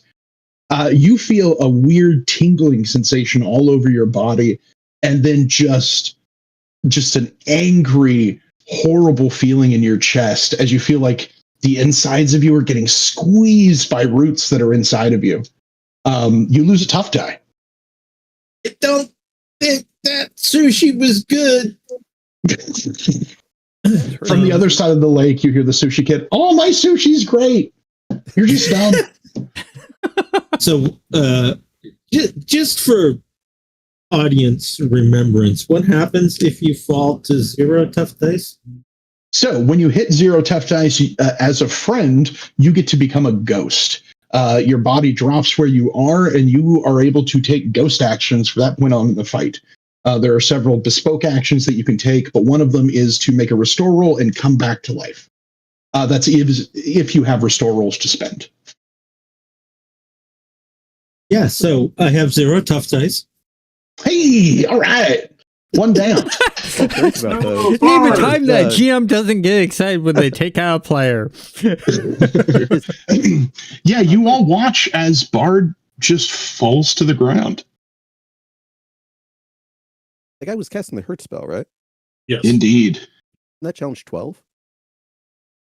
9? Is it challenge 12? Yeah. Oh, fuck me. So I'm trying to get some attention on there. It's like, Oh, you're right. sure. leave it to Zabby to ruin the GM's great moment of taking out a player. Oh, I mean, I kind of wanted to try to be a ghost, but You know, I really should have read over that again because I'm sitting here. I'm like, all right, I gave him 3 smart dice, which is perfectly enough to roll a challenge of 9 pretty averagely. He is not going to make that 12 on most of the time. Okay. Sorry, not sorry. Yeah, no, that's okay. Again, he tries to cast that spell, and he just can't seem to get it off. So you have not died. In fact, he has failed his action, and he's going to choose red to go next, unless somebody wants to interrupt. pardon me, you made me eat my sushi for nothing. We can say you didn't eat that sushi because you wouldn't have had to roll to resist if he failed the roll. But an excuse me is a smart dice, right? It's brave. Oh, it's brave? Oh, yeah. Then I would still not eat my sushi. There you go. If anybody would like to interrupt this red root god, otherwise it's going to go. I will interrupt and say, excuse me. All right. Let's see what we got here. Let's He's see, got that is brave. 3 brave That's dice. my excuse me. 3 myself. I gave these guys dice, specifically 2 self-esteem and 1 predictable consequences, which are dice specific to dealing with T's, which none of you have done yet. I know, that's like all... That's, It worked great that's before. all Now we that have more Tara had done. options. Yeah. I was really expecting like a T's lockdown. Last 2 battles. Yeah. So No, that's great. That's fine. I have T's. I just haven't seen the main point to do it yet. Now I do have a question. I can't remember. Is it we do a move and an action, or is it just 2 actions and one of those actions, or 2 of those actions could be a move? So you've got move and action. Your move is a number of spaces equal to your brave dice, and you can split that however you want before or after taking your action. There is a specific action you can take, which is called dash, which just lets you have movement again. So it would just double the amount of movement you can make. Okay, so it's I can't do like an action of using a match to set something on fire and then attack it. If you had banked actions, you could do this. Okay. So There are ways to generate banked actions. You can always choose to bank your action on your turn to save it for another later round. Okay. There are other ways to get it, like the Soulfia, for example, banks an action every time they reduce a monster to 0 tough dice. So what I'm going to do instead, I'm going to move to here as my move. That's 2 movements. Then I'm debating, should I go for the red one or should I taunt the green one? Well, you can see just how amazingly effective the green one is. Yeah, so I am going to go do a ahead. taunt on the green one. Oh, I'm glad that worked. I was being sarcastic. That's okay. All right. So that's 1. I'm rolling what for the taunt? What's Smart. that? Smart? Smart? Is it Or smart? is it, no, it's brave and it's resistant to smart. Okay. That sounds So- right. Brave. Yeah, I bet that's correct. All right. Resisted by smart. So he's got 2 smart. He has 2 self-esteem, which he gets to add from being teased. So he gets 4 dice.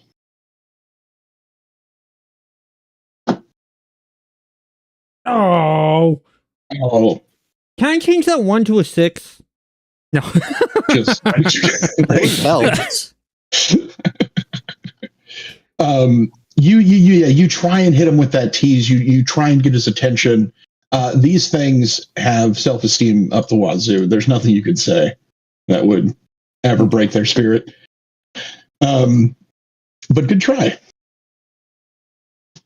Well, I have to do Self-esteem allows them to my resist tease. I have to try to do my job as designed as the tank, so at least Yeah. they can't say I didn't try. Absolutely. Yeah, I there are mean, combinations could we that they have self-esteem, which is going to resist tease. But if you successfully tease them, they have something called predictable consequences, which is if they can kill one of you and you've teased them, they get a die back, a core die back. So they can heal off of people who tease them. Oh, okay. Your mama Jim was giving a away a little wallflower. too much information, but I'll take it.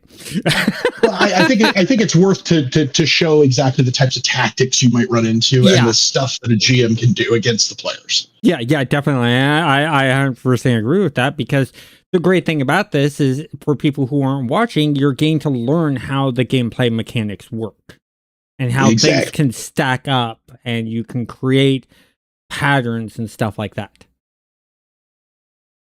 You get to see a Sure. little bit in action. So I am going to choose. I've got a combo to buff up Bard. I go before he does. Sounds like a good plan. Okay, well, I was thinking either you or who was it?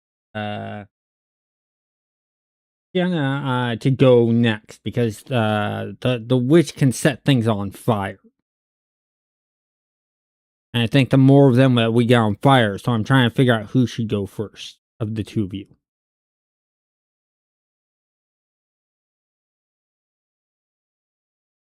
I'll let Tara go first because she's close to the green one, and Tara might want to get away from that green one. So That is part of the plan as well. yeah, so Tara, I choose Tara. They are not going to try and interrupt. They want that sweet action, Jane. Let's see if they can manage to live long enough to get it here. So Well, I hope so. I am going to. So I use 1 movement of my 3. Puts me exactly 1 space away from Bard. And I'm going to attempt to cast Unicorn Speed on them. Hey. Very nice. I mean, I'm going to have hooves. If you want some. I think he should grow a giant horn in his forehead. It does make you happy. Yes. Down for this. Hey, and a Dang. successful roll with no magical backfire. Nice. Yeah, darn, I keep hoping for one, which is why I keep casting all these spells, but We'll hit one Let's keep eventually.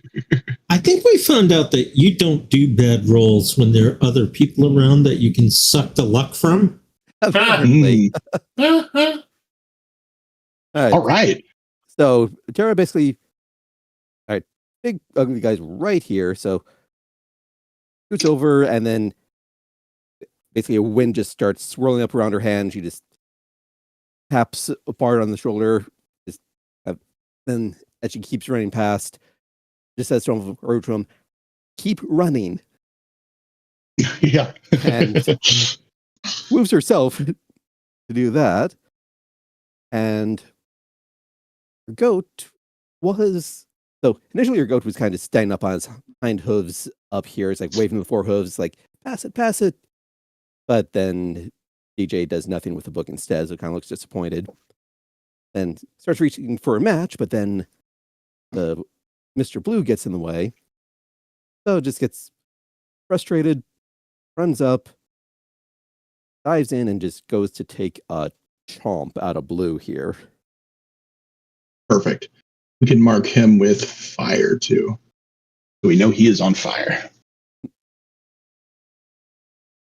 And so this is All right. So he is down both of his armor dice. He's lost his cold-hearted. Oh my god. I'm going to move this action chain up one. Ooh.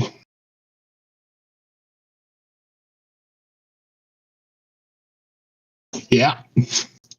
That's a success. Yeah, so goat takes a Is this a tough die? yeah, just a regular bite. Perfect. Yeah. It's getting weaker. Basically just leaps up, takes a chomp out of something tender, then kicks off and dashes back away again. Very good. Perfect. Yeah, this thing is so distracted by the fire that's engulfing it that the goat takes its bite and it clearly hurts it, but this thing is just panicking. All right, who goes next? I mean, I did tell you to just keep running, so Bard. Okay. So what does... All right, so unicorn speed. So target being you adds 1 extra die to all rolls as long as they have used a move this turn. So as long as you move at least 1 space, you're going to get an extra die to all rolls. And this is going to last until you get interrupted, you fail to move during your turn, or the fight ends. It's a good long-term Okay. buff. Yeah. So just remember, move first always. At least one. So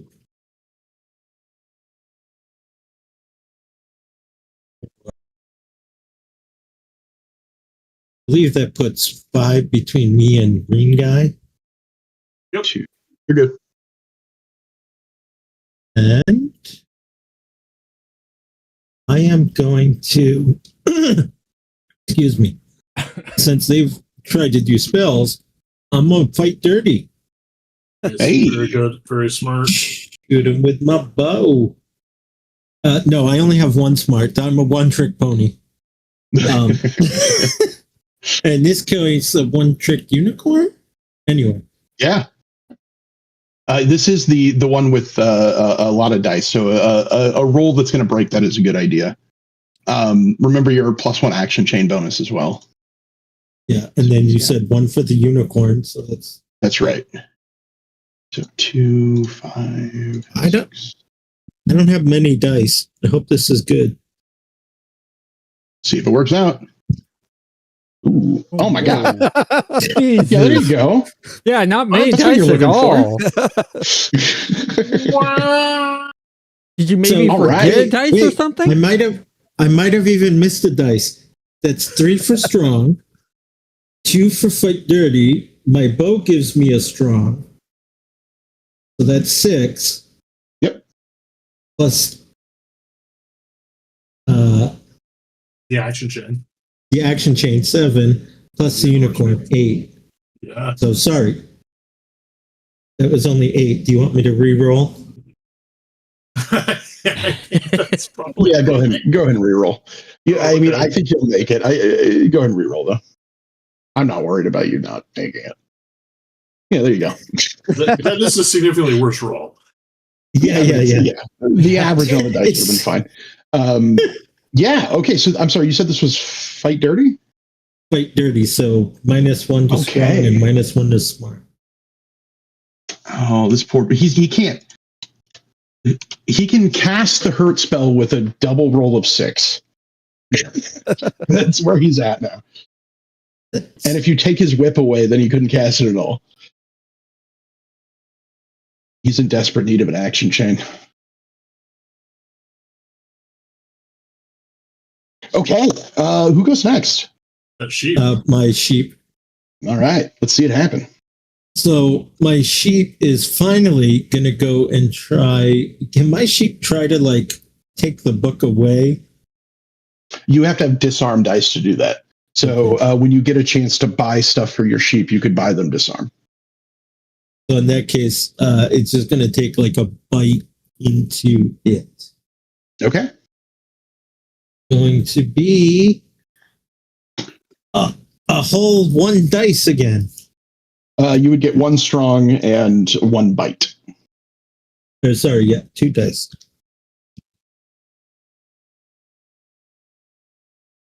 I rolled a 15.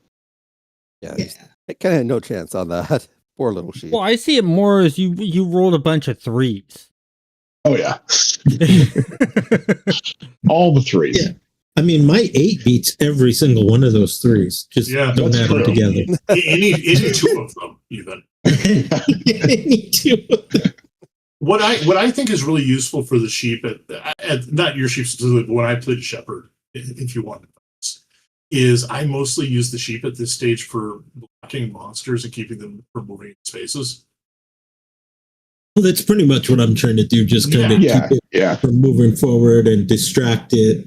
Yeah. Well, you'll find very quickly that like there'll be extra equipment that you can just throw on the sheep, and that sheep's going to start getting reward dice every other reward dice you get. So for example, at the end of this session, you're going to get a reward die, and it's going to get a reward die. I always give my sheep treasure rolls with reward dice. Just the best equipped sheep in the game. I had a sheep. We played that game where I had that sheep that had that axe. Yeah. Who hasn't sort of won yet? next. Siobhan and Siobhan and I both have not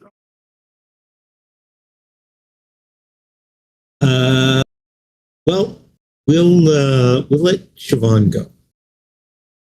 All right, I'm gonna try to set Red on fire here. So that's I think 46. Yeah, because wait, oh no, 5d6 because I've got 1 strong plus a strong from the rod plus a break from the rod plus the 2 for the action. Yep. Chain. Yeah. So 5d6. Yeah, if you're going for a break. Yeah, going for a break. He has armor to break.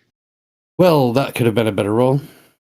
I mean, mine could have been a better roll. All right. All right. So yeah, same as before. Run up, just crack it in the bark and shoot some sparks out to try to set it. Hit it with the sunburn. Okay. That one is also sunburn. Let me mark that its cold-hearted dice are now inactive. All right. Yeah. So same sort of style. Yep. Run up, blast it, set some sparks up. And it is okay. It's at 0 armor. Which one was that? The red one or the blue one? The red one. Yeah, that's red right here. Okay, who goes next? If you chose me, I would be excited. Oh yeah, go for it. I think you're the last one, right? Sorry, I forgot it was me that needed to make the decision. But yeah, go for it. It's okay. Diesel comes screaming past you, up to the one you just set on fire, and screams out, "Tree!" As he drives his sword deep into the tree. This is, let's see, 6, 7.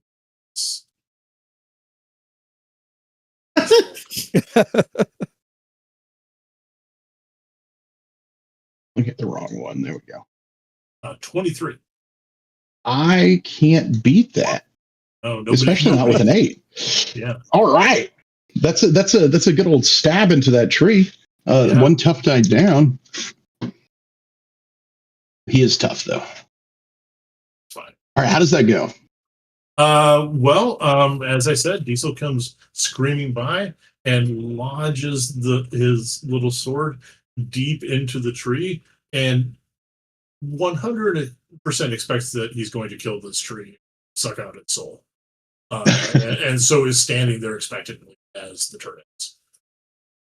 I think, did my red guy go? As the turn ends. Well, you're just making. Yeah, You're just deciding. I'm just trying to will it into being. Yeah. So Blue got 6 on his fire roll. That's what he did. He tried to cast and failed. So I'm pretty sure Red's left. Yep. I don't think I did anything with Red. Okay. Red needs revenge. So we've got. He's on fire too, right? Yeah. Oh no! Will I roll another 6? Here we go. Yeah! All right. He's on fire, but tolerable. You know. Yeah.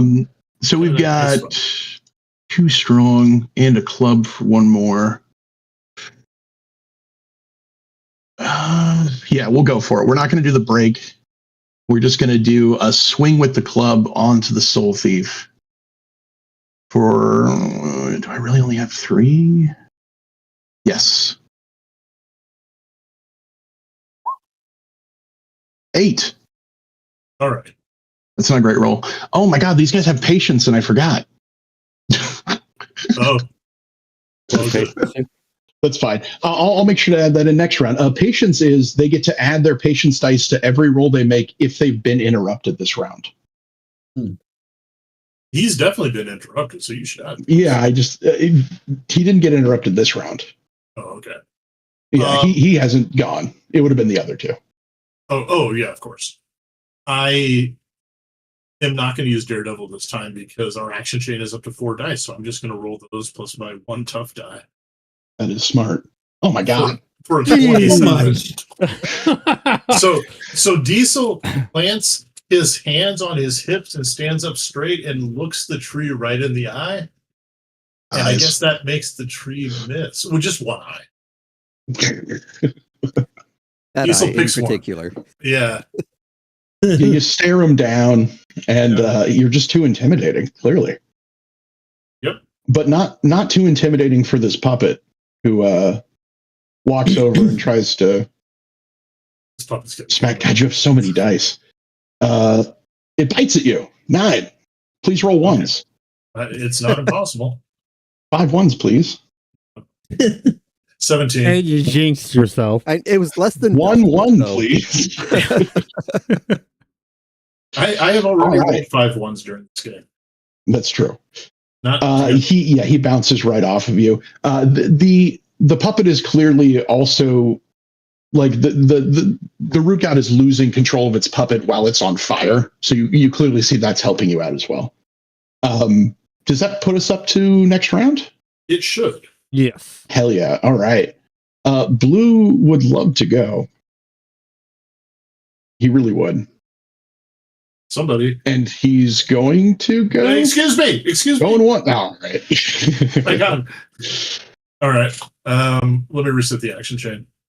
Yeah. All right. So for patience, Blue's is that only got if it's a successful interruption? What is a? I'm sorry, I didn't hear you. Yeah, patience only triggers if the monster was successfully interrupted. Yes, yeah, you gotta stop him. All right, 11. Hey, So patience is not triggered. I know that's unfortunate. You're all welcome. He wants to be as patient as he can. He's also But you on just won't fire, let him. so you know. Oh, it's fire time. Hey, just barely. All right, the fire it subsides a bit because he has ripped off a large section of his trunk that was on fire, and that has helped him a bit. But there's smoldering still, and he might catch right back up.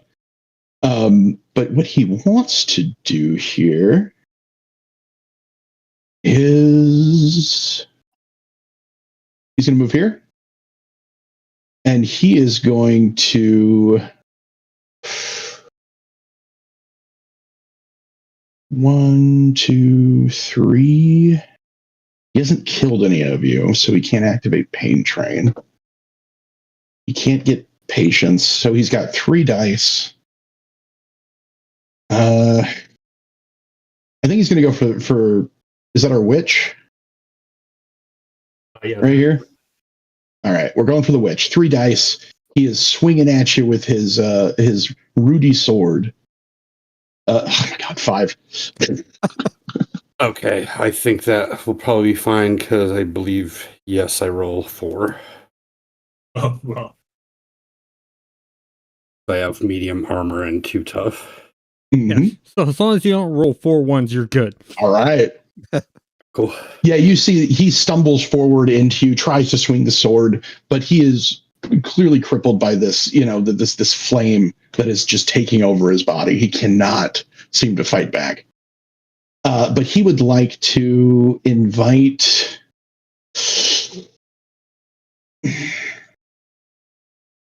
I need an action chain. He would like to invite Red to go next, unless somebody would like to interrupt. Excuse me. All right. Basically, That is I'm how going to to do stop him from doing anything by just bashing my hammer into him. it. Yeah. All right. We'll give us a brave roll. See if you can stop him. Another 5.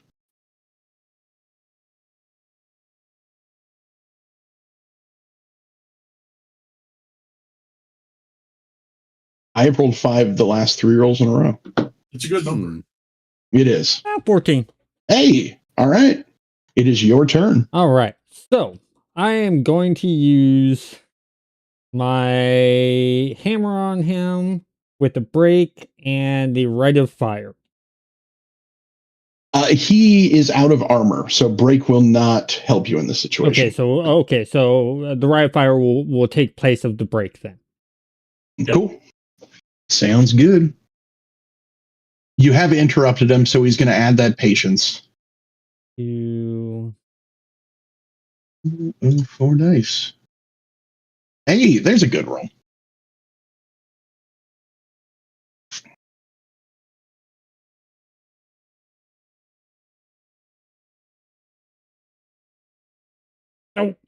Oh, All right.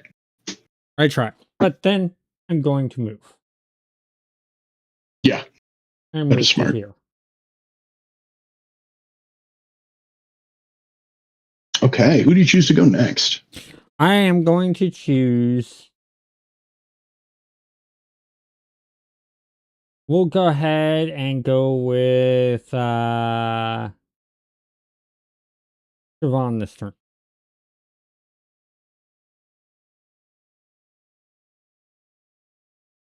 I'm going to try to set the green guy on fire now. One at a time. Let's see. So our action, I got no action chain bonus. No. You can do Okay, it. so just 3 dice. Let's see. The green has 2 tough. His armor has not been broken. He's coming in. All right, he is able to survive this. Okay, and then I'm gonna retreat back here. Smart. And then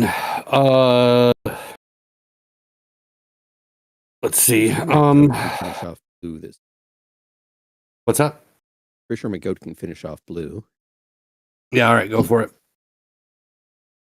Tara. All right. And so Tara's going to do another drive-by buff over on Siobhan here.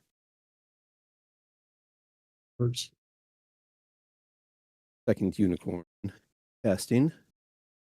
Wait, you're casting That unicorn works. speed on me? Yep. Oh, sweet. Hey. That is a success. You get the unicorn speed. It's the same Nice. price. Just keep moving like you've been. Dips back off to here. Man, I just realized I could use Witch Courage on my last turn, but that's fine. No worries. Oh, I yeah. forgot about that skill. It's all good. Eighth goat charges in one more time to go for another bite out of Mr. Blue.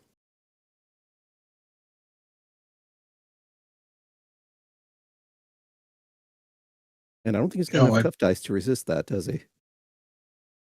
What's going on? Escape goat biting blue. He has 1 tough dice remaining. So he will roll his 1 tough. And he gets a 1. And he botches it. So the escape goat Okay. charges in, leaps up, gets a mouthful of them, Mhm. does a midair suplex on the guy, and Midair suplex. then as he's crashing down, because that was his third turn, at the end of his summoning, kind of gives a little salute as he slips back down into the fallen blue shadow. All right, he has done his job. This root god dies. You take him out, and I have to dig through the book to find the explode spell because he has the exploder special, which means that when this monster has an action or when reduced to 0 tough dice, he automatically casts the explode spell. So he casts it on himself, which is the target loses 2 tough dice. Monsters, friends, and allies that are in adjacent spaces must make a defense roll against an effort challenge. If their roll fails, they lose 1 tough die. The effort challenge for this will be 17. So you're going to go ahead and roll, which is the highest I can make it for this, basically. You're going to make an effort challenge as a defense roll, so you can roll tough, and you can roll armor dice. If you have other things that you think will help you in this defensive situation, we can go ahead and add those. This is an effort challenge. You do have the action chain bonus. You do, yeah. That will help. Unfortunately, I forgot that he was next to the other root god and the rooter, so they're also going to get hit by this. Yeah, I guess so. And then that's going to set off a chain reaction. It's going to be funny if the goat takes out all 3 of them in one attack. I mean, that would be like a domino effect. Yeah. Wait, so is this a radius of 1? Yeah, so it's going to be everything that's within the 1 space of it. So that's going to be this root puppet, this root god, and our soul thief. Yeah. I just wanted to make sure that I wasn't included in that. Nope, you're good.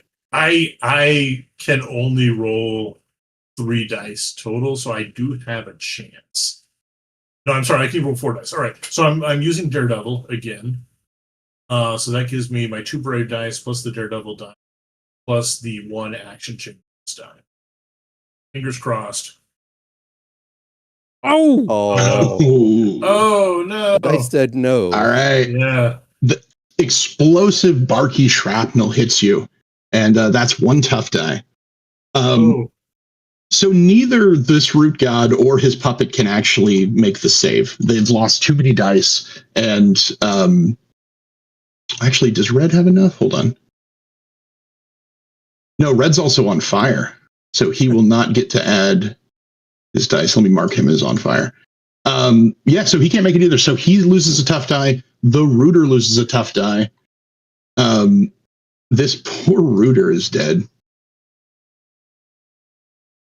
Burns away. I'm going to say that because the root god exploded and killed that rooter, it was nobody's fault necessarily. It was an accident, so nobody's going to get an evil die out of that.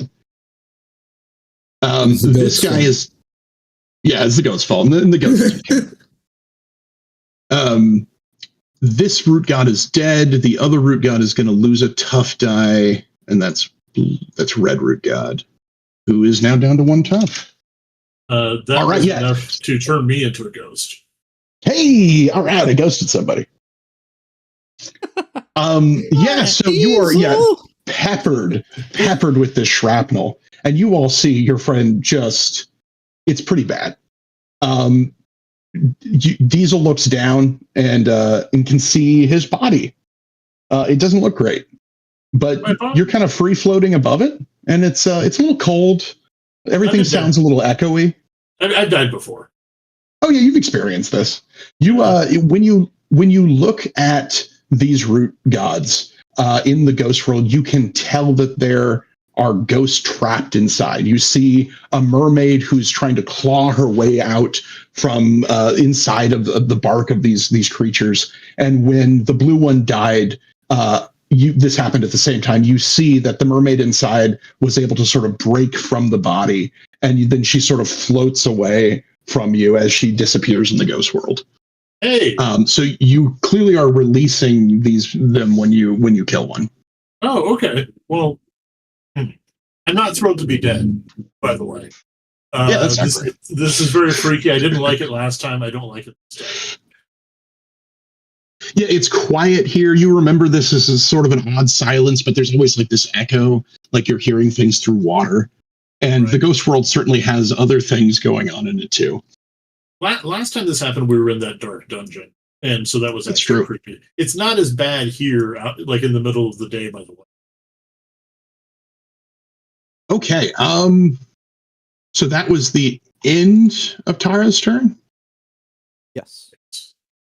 All right. Who goes next? I think I'm the only one that hasn't gone. Diesel has also not gone, Oh yeah. but go ahead. No, Stop you. whichever one. Well, how about this? Let me do a ghost action really quick, which should allow me to Yeah, Ghost Build an action chain. Mhm. I'm looking at my All options right. real quick. Yeah.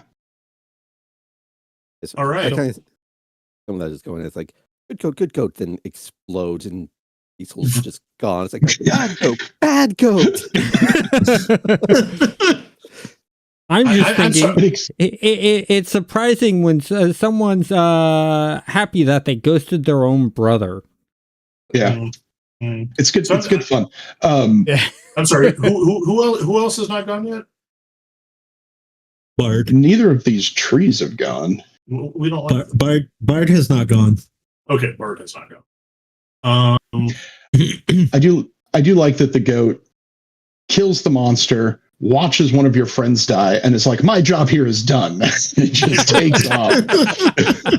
And he got out of there with a 3-0 ratio. Yeah. All right, I am going to move down. I'm going to ghost my way down toward the green one. I'm going to try to spook it. Ooh.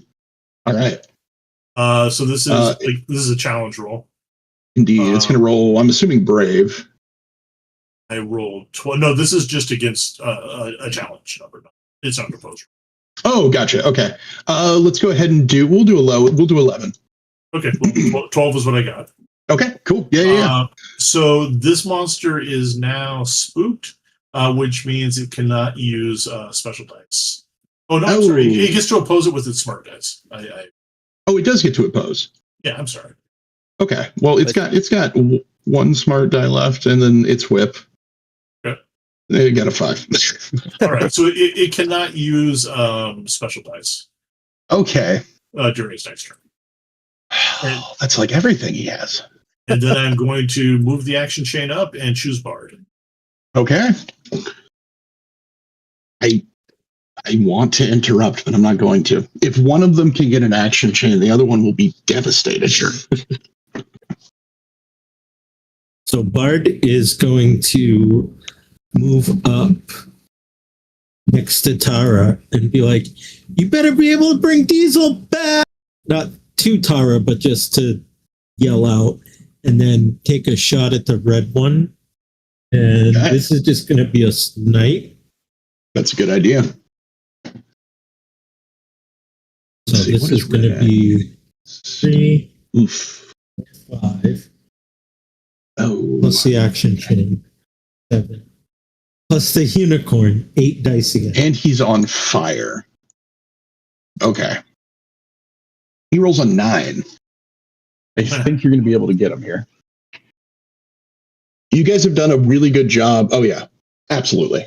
You guys have done a really good job of dwindling them down and removing like their ability to be effective. I think the fight dirty was smart.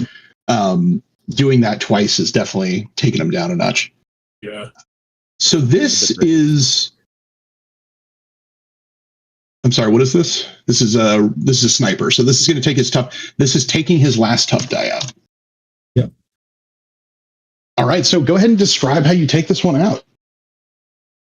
So yeah, after yelling out, we better be able to bring back Diesel, he just like aims like right for one of the eyes as the flames like are just around this tree thing, and just sure shots it right into the eye, and it kind of surprises him even.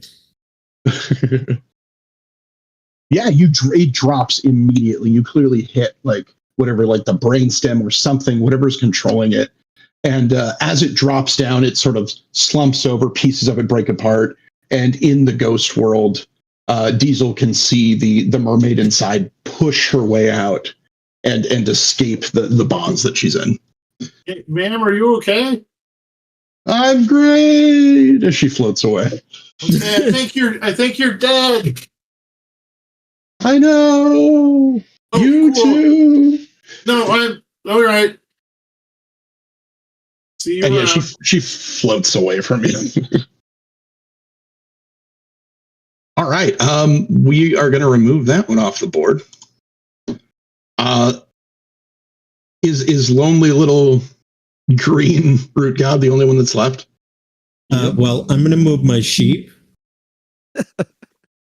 Oh, and luckily nobody was in range for that root god you just killed to explode. So yes, it explodes. It doesn't affect anybody.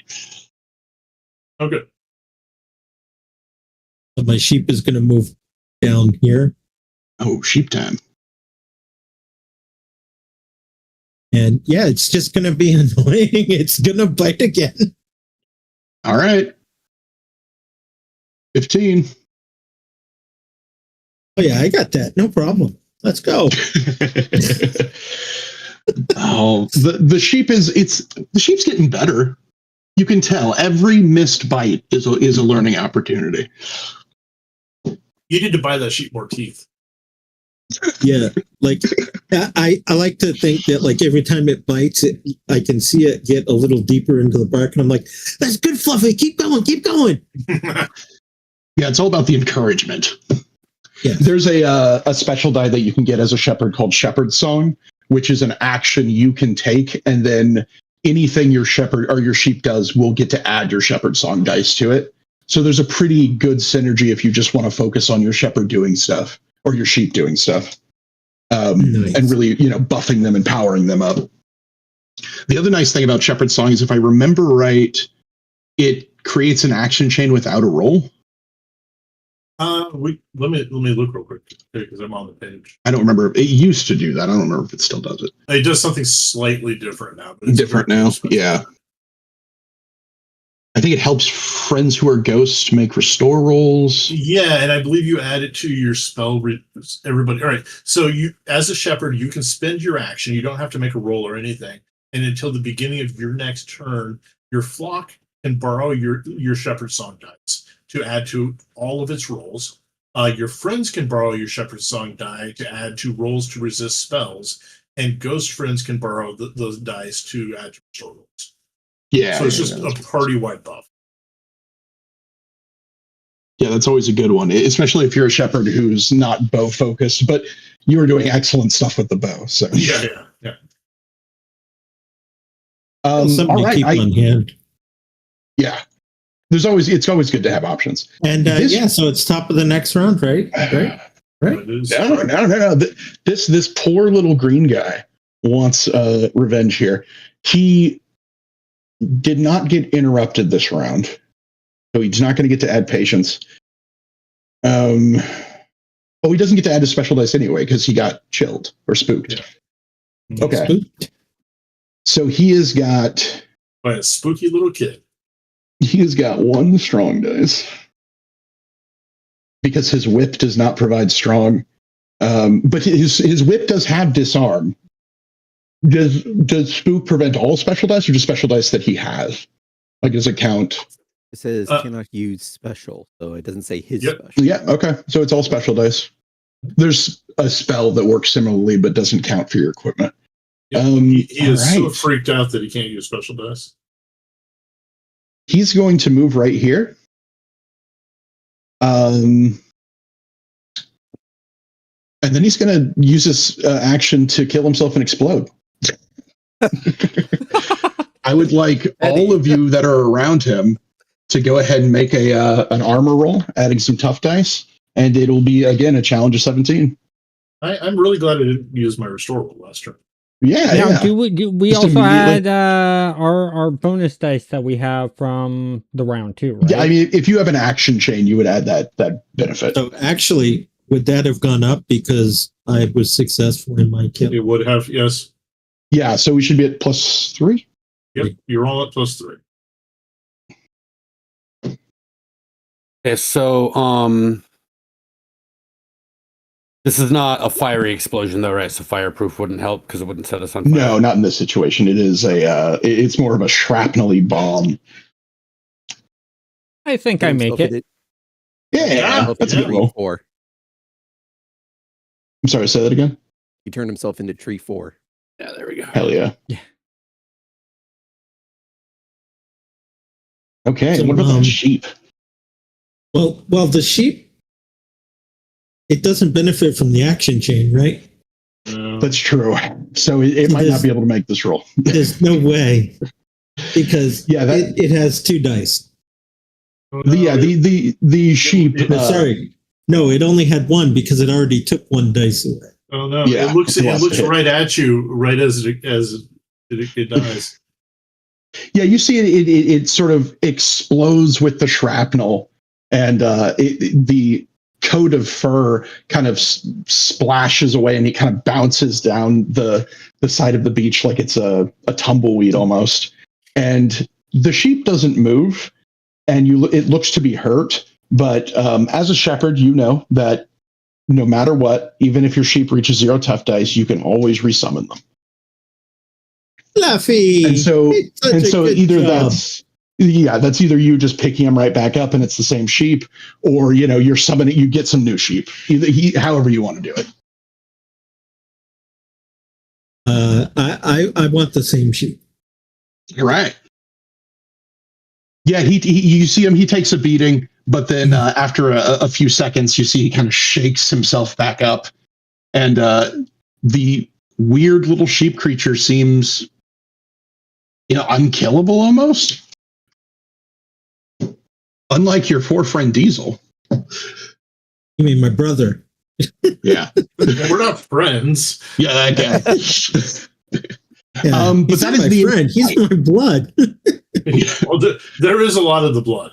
You can gather that up if you want. Yeah, so if you add enemies to it, they're sort of like frenemies. Yeah. Yeah.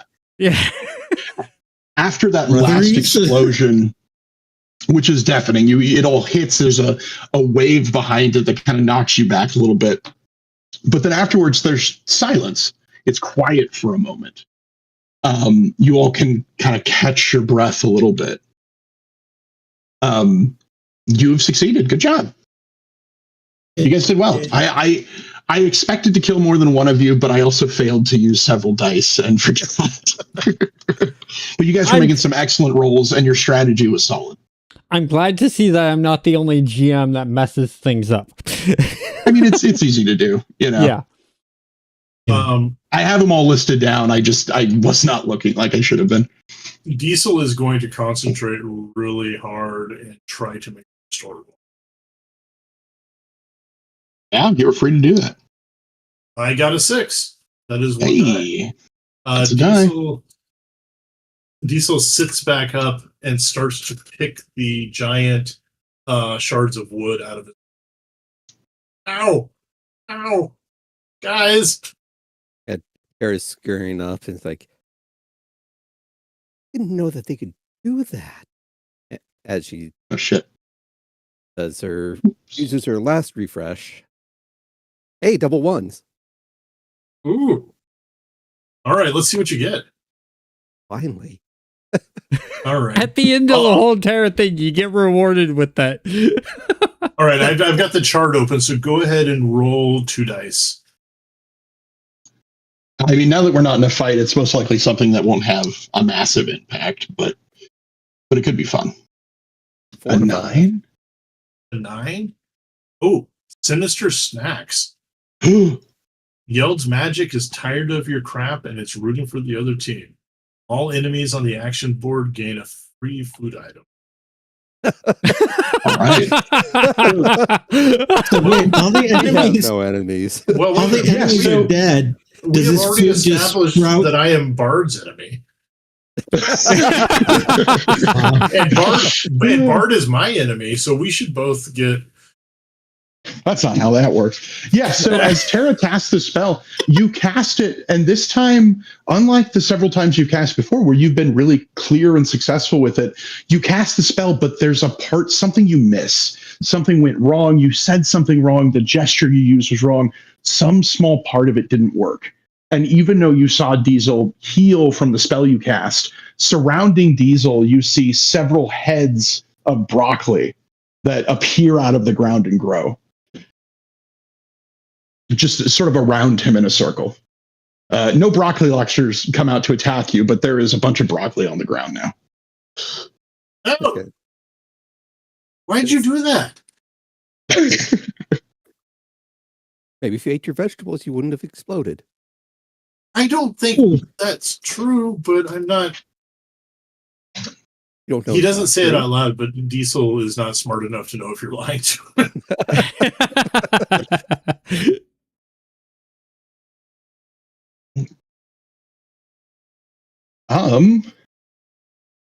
So it's almost 9.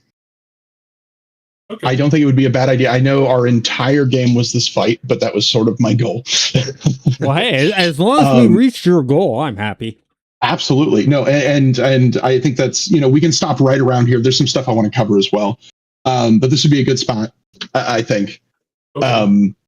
You get, the fight clears out. Yeah, you get a moment of peace.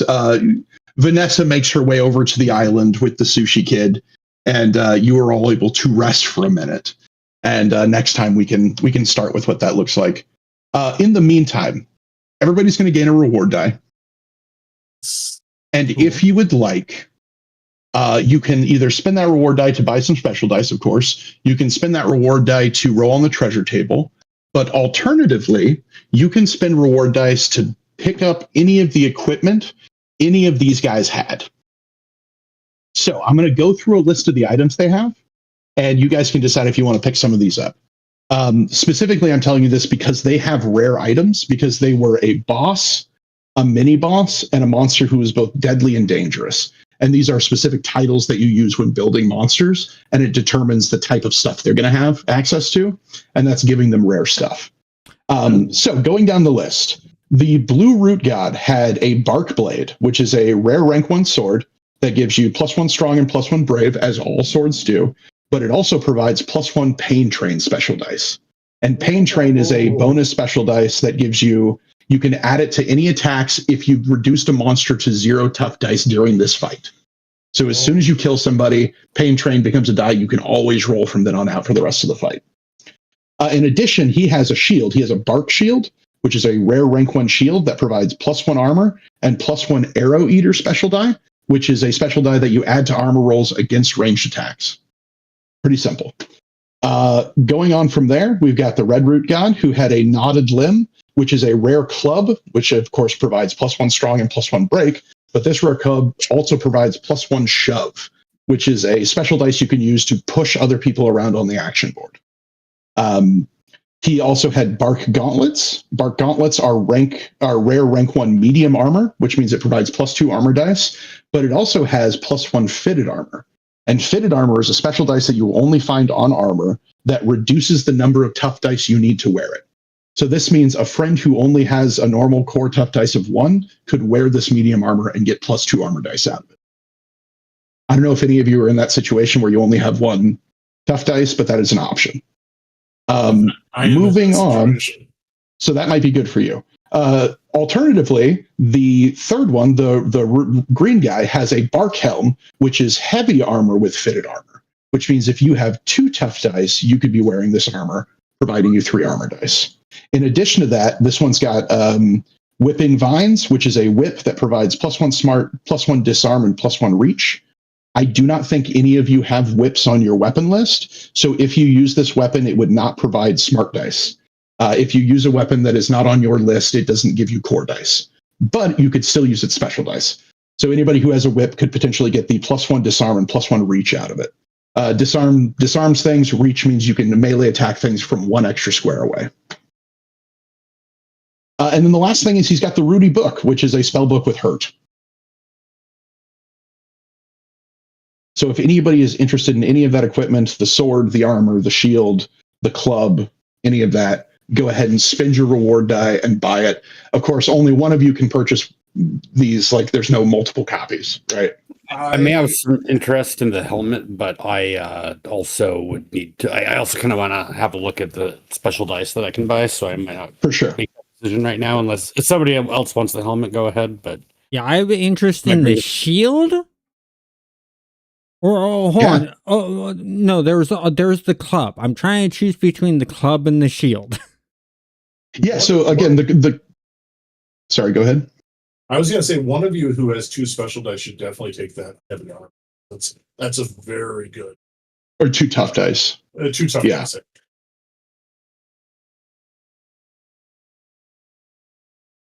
So the, I am interested in sword. If nobody else, so I mean, you're already Yeah. using a sword. That would be a straight upgrade there. it would- Yeah. I am going to and go ahead and take that helmet. All right. Yeah. So that is a bark helm. Yeah. So you'll write down it's a rare rank 1 heavy armor worn on your head slot, and that's +3 armor, +1 fitted armor. Okay. What was the sword called? It was a bark sword. This was a bark blade Bark blade. for that +1 pain train. So if you're taking this sword, I kind of want those barklets on. Yep. You got bark gauntlets, which is medium armor. Squishy. Yeah. So those are all yours. That's +2 armor, +1 fitted, and they are worn on the arms.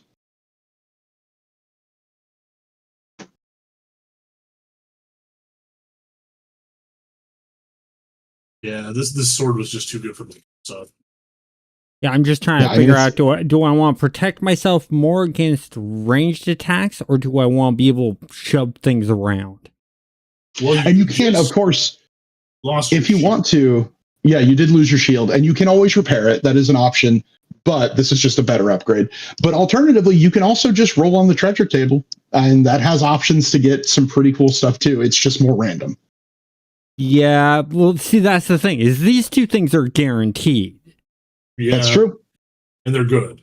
Yeah, and you know, So- I know what they are, and so that's why I'm trying to choose between the 2 because I remember you mentioning repairing the shield, and so I'm just Yeah, trying to so, figure out what would let's talk have about that a more little bit. benefit. So there is a series of dice called chore dice. I don't know if we've talked about this much, which is fishing, cooking, sewing, letter writing, and cleaning. And each of those can be done once per adventure per player that has them, right? And each of them does something different. Specifically, sew is the chore die that lets you repair armor because armor gets broken all the fucking time. Yeah, and we can also visit a master crafter to repair our armor. Us. Yeah, you can always pay somebody to do it. It's just, it depends on what you want to spend your coins on. Is the bark armor detailed anywhere in the source book, or Nope, this is just bespoke armor I built for these guys. You'll find something that's very similar to it. Like I'm pretty sure there is a rank 1 heavy armor with +3 armor and +1 fitted armor. It might not be a head slot. It might be like a chest armor or something. I believe the one in the book is a chest armor. It's on. Yeah. I'll find it. I see that custom heavy armor? Yeah. All right, got it. What was the club called again? The club is the knotted limb.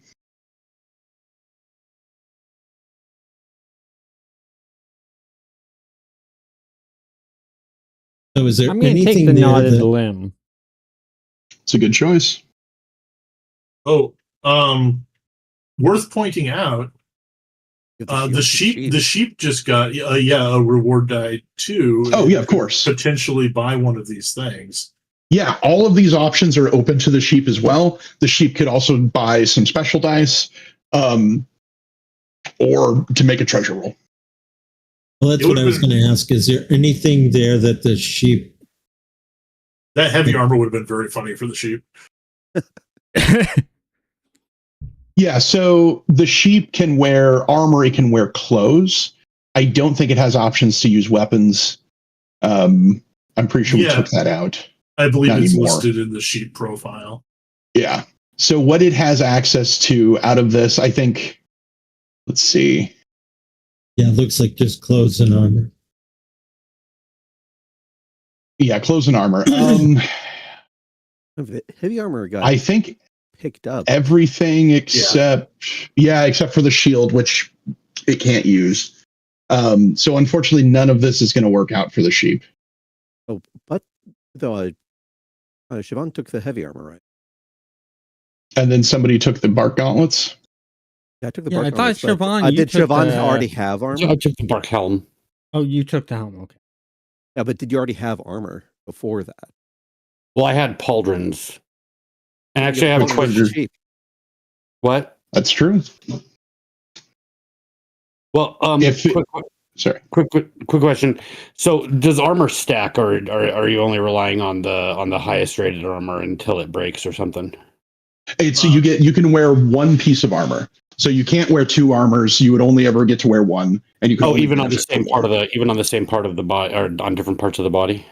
Yeah, yeah. There's only one armor benefit, so it's kind of like video game rules. It's like you got 4 slots. One of them is dedicated to armor. The other 3 can be clothes.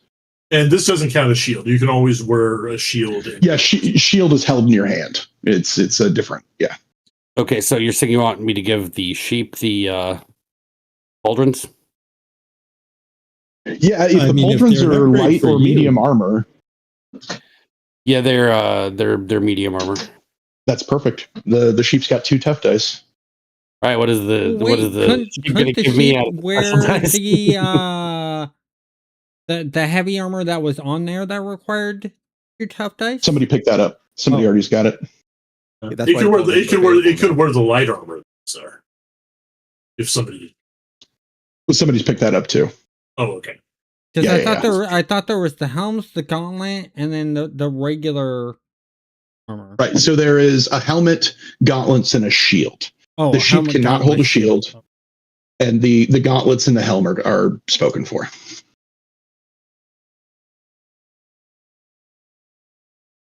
Well, okay. It looks like we got some pretty good loot.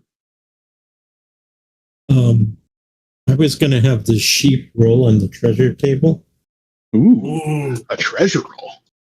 Okay, Let's do it. yeah, let's do it. I'll We got a hold the treasure treasure. table sitting here. Oh, we do? Okay, cool. Is it So 2? you're rolling, 2 dice. And a 7 is a rare weapon. All right, let's look. So the sheep unfortunately got a weapon, which means the sheep can't use it, but somebody else can. I'll trade him for the pauldrons if it's a weapon. Yeah. There you go. Yeah, there you go. I forgot that I had 1 reward dice from the last time we played that I didn't spend yet. So you just spent Okay. So I'm going to spend that extra reward dice and also pick up that shield. Hey, Yeah, no, feel free to do so. There you go. Let me That's go great. to some rare weapons here. Is there a particular type of weapon you might be interested in? Sword, club, bow. I mean, brooms and daggers are what I'm able to use. Oh, brooms. oh, Brooms, you say? is the poop broom? Okay. The what? The poop broom? There's the mushroom broom. It's not it.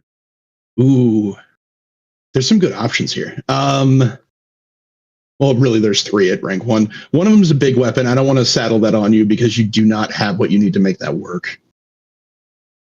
Okay, I'm going to give you an option. On page 196 in the rule book, which is 204 in the PDF count, there is an enchanted mop and a mushroom broom. Those are 2 options for you. One of them provides nap special dice, and the other one provides fireproof. Fireproof is a dice that lets you add it to any roll to resist a spell or an attack that would cause you to catch fire. And nap is a die that allows you, it just adds to restore rolls you make. So one of them helps you heal, the other one protects you from fire. Yeah, well, I already have a fireproof die, so the question is, do I want to double up on that, or because I haven't actually needed to heal yet, and I have fancy new armor that hopefully will mean I don't. That's have true. to. So, also a mop is funny to me, so let's do the mop. Hell yeah. All right. So your enchanted mop. Yeah, that's a rare rank 1 broom, as you can see there. +1 fireproof. Yeah. Okay. All right. So you And yeah. collected your equipment. Sorry, go ahead. Sheep can have my pauldrons in that case. Of course, so Perfect. it's just rank 1 medium armor +2. It goes on the body. Sheep gets the hand-me-downs. Oh, the sheep could have my old sword. That's not Nope. I mean, he can have it. He just can't do it. Yeah, that's true. He can have it. I guess what can I do with my carry. old room? And he can have your broken shield. And Yeah. I think we're just making the sheep carry all our crap. He's just a mule. Pack sheep. Yeah. Pack sheep. All right. I have Carry your bodins. I have one more adventure that I would be happy to run to sort of finish up this plot line that I've been dragging on at this point for months. And I would like to do that. But alternatively, if someone else would like to move on from where we are and take control of the game, I'm happy to just play next time. I'll leave that up to the others. Yeah. Nobody has to decide now. People can think about it. Yeah, For a few days if they want. we have a week. Yeah, Oh, for sure. Or no, we have a couple weeks. Yeah, so maybe we Yes. can check in next week and ask Yeah. if people are Decide Check what we in wanna next do. week and ask. You know, we got that. I had a Magical Land of Yield chat group to my Discord, so yeah. you can see there. Okay. Awesome. All right, Yeah, we can that's chat about awesome. it there. If anybody has any other questions about spending reward dice or anything like that, you can also post those questions there and I'll answer them. Yep. And so that's something something I want you guys to think about is with Story and Nick being busy. Once they do this last bit of campaign, think about if you guys want to continue doing the adventure with these characters and continuing on. And we can have a discussion of who would GM that, or if we do a round robin GMing on this. So we'll hold that discussion in the Magical Lands of Yield. Awesome. I think we're done here. We've spent everything, got a lot done. I You guys had a still very have reward successful dice. fight. All right. Well, thanks for playing, everyone. Yeah. Yeah, Running. thanks It was for fun. Yeah, thanks, guys. Like I said, I think this was a very successful fight for you guys. That was a good test at rank 1. I feel like you guys got to each explore a little bit of your jobs kits. Yep. So I think we'll end it there. I want to thank you guys all for watching and have a great day. And everyone. Right, and yeah, like I said,